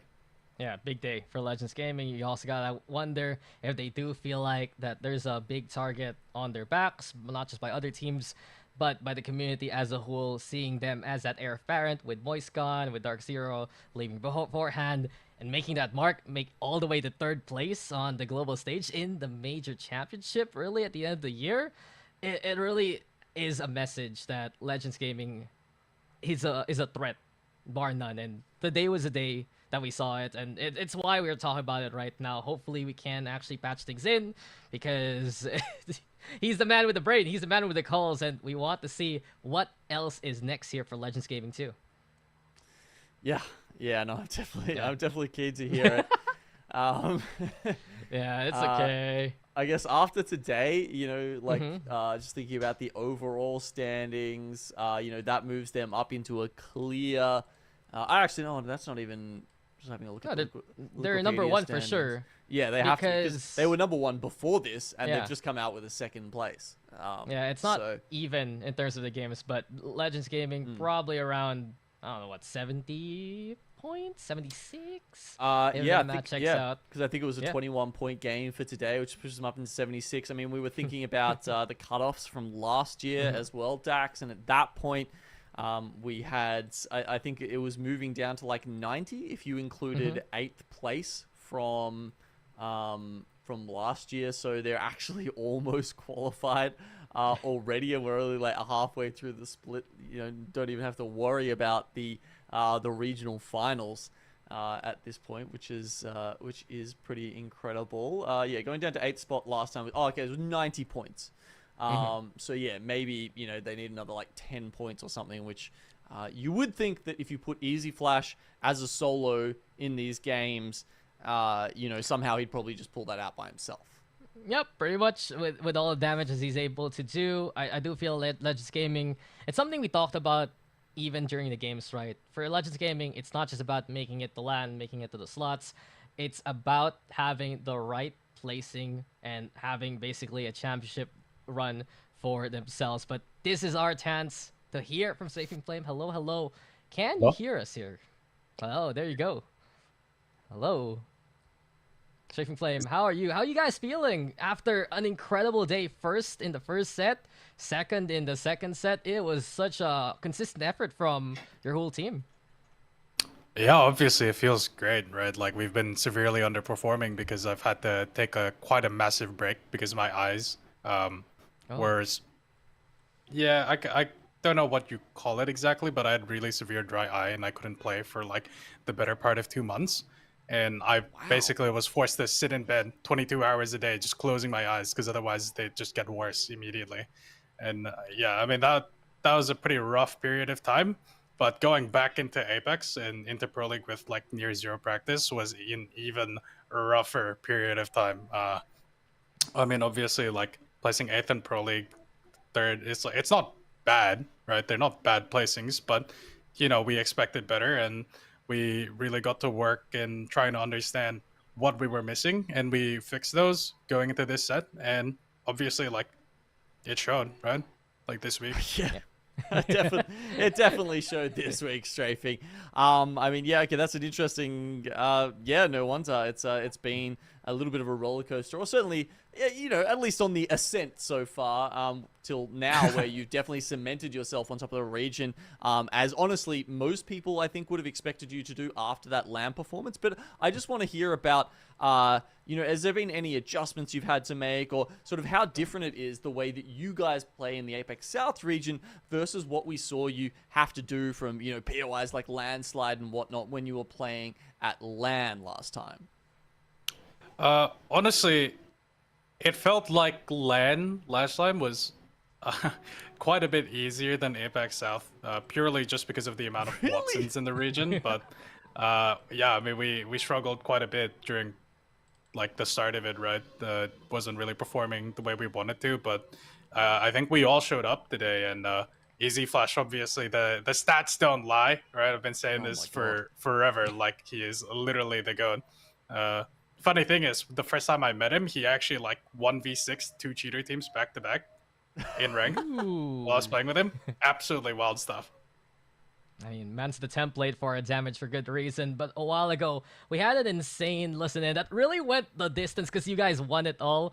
And if I correct me wrong, right, that's around staging. You had such incredible calls. You were assessing the situation well, and it does feel like for people who have watched the documentaries about how you guys were at Black Hand back day, then and now how you guys are at Legends Gaming, how does it feel to make those calls under pressure? Because it really feels like there's so much more surety on how you speak with the rest of your team. It's mostly delusion. You just gotta think you're the best, you know? Dude, that's fair. Delulu is the Salulu, huh? Okay, all right. Yeah. I mean, look, it's got you this far. We all gotta get that confidence, and it does feel like for your team, there's so much confidence in how you approach these kind of fights. But I kind of have to ask you. Sometimes we see you guys turn fights against the likes of IBG, the likes of other teams spiraling down on you. What is the moment during those fights where you say, "Okay, guys, we win this, we go"? It's when Easy Flash runs in and screams, "I'm fucking pissing on them!" Yeah, no, he basically just 1v3s. I don't really know what's happening. Yeah.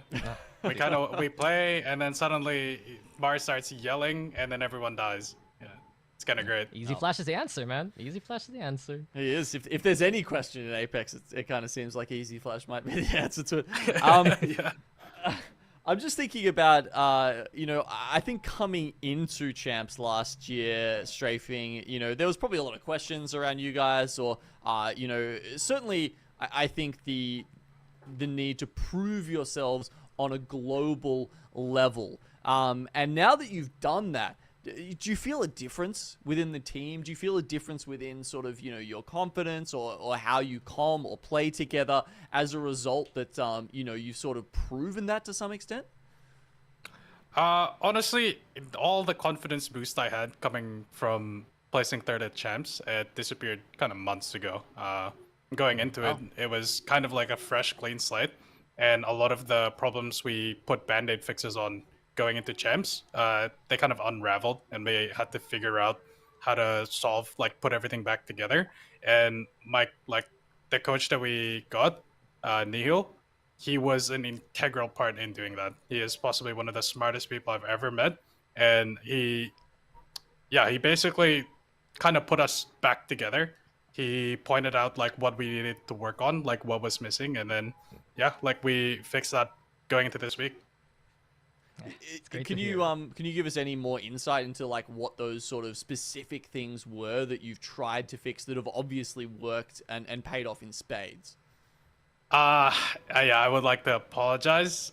I would rather not speak on it, unfortunately. Keeping the secrets behind the curtain. All right, you keep no your leaks secrets here. From All right, I'll get them out of you one day. Maybe in a back room or something at LAN, Strafing. I'll pry the answers out of you. But look, okay, it's been fantastic to see how well you guys have done today. Last question, just want to hear about. You know, we've had a lot of discussion in APAC-South about, you know, playing 12 games in one day and how tough that can be. Do you have any thoughts on that, considering you've just come through with a first and then a second? Yeah, I mean, obviously I have the same exact opinion as any other pro that's experiencing the same thing. It is quite rough, right? Especially when my eyes haven't still really fully recovered. After the first set of games, it was already pretty red. And going to the second set, like, I'm scared to look in the mirror right now because I think I'm gonna fuck my eyes pretty bad again. Okay, he's got the bloodhound vision pumping out. That's true.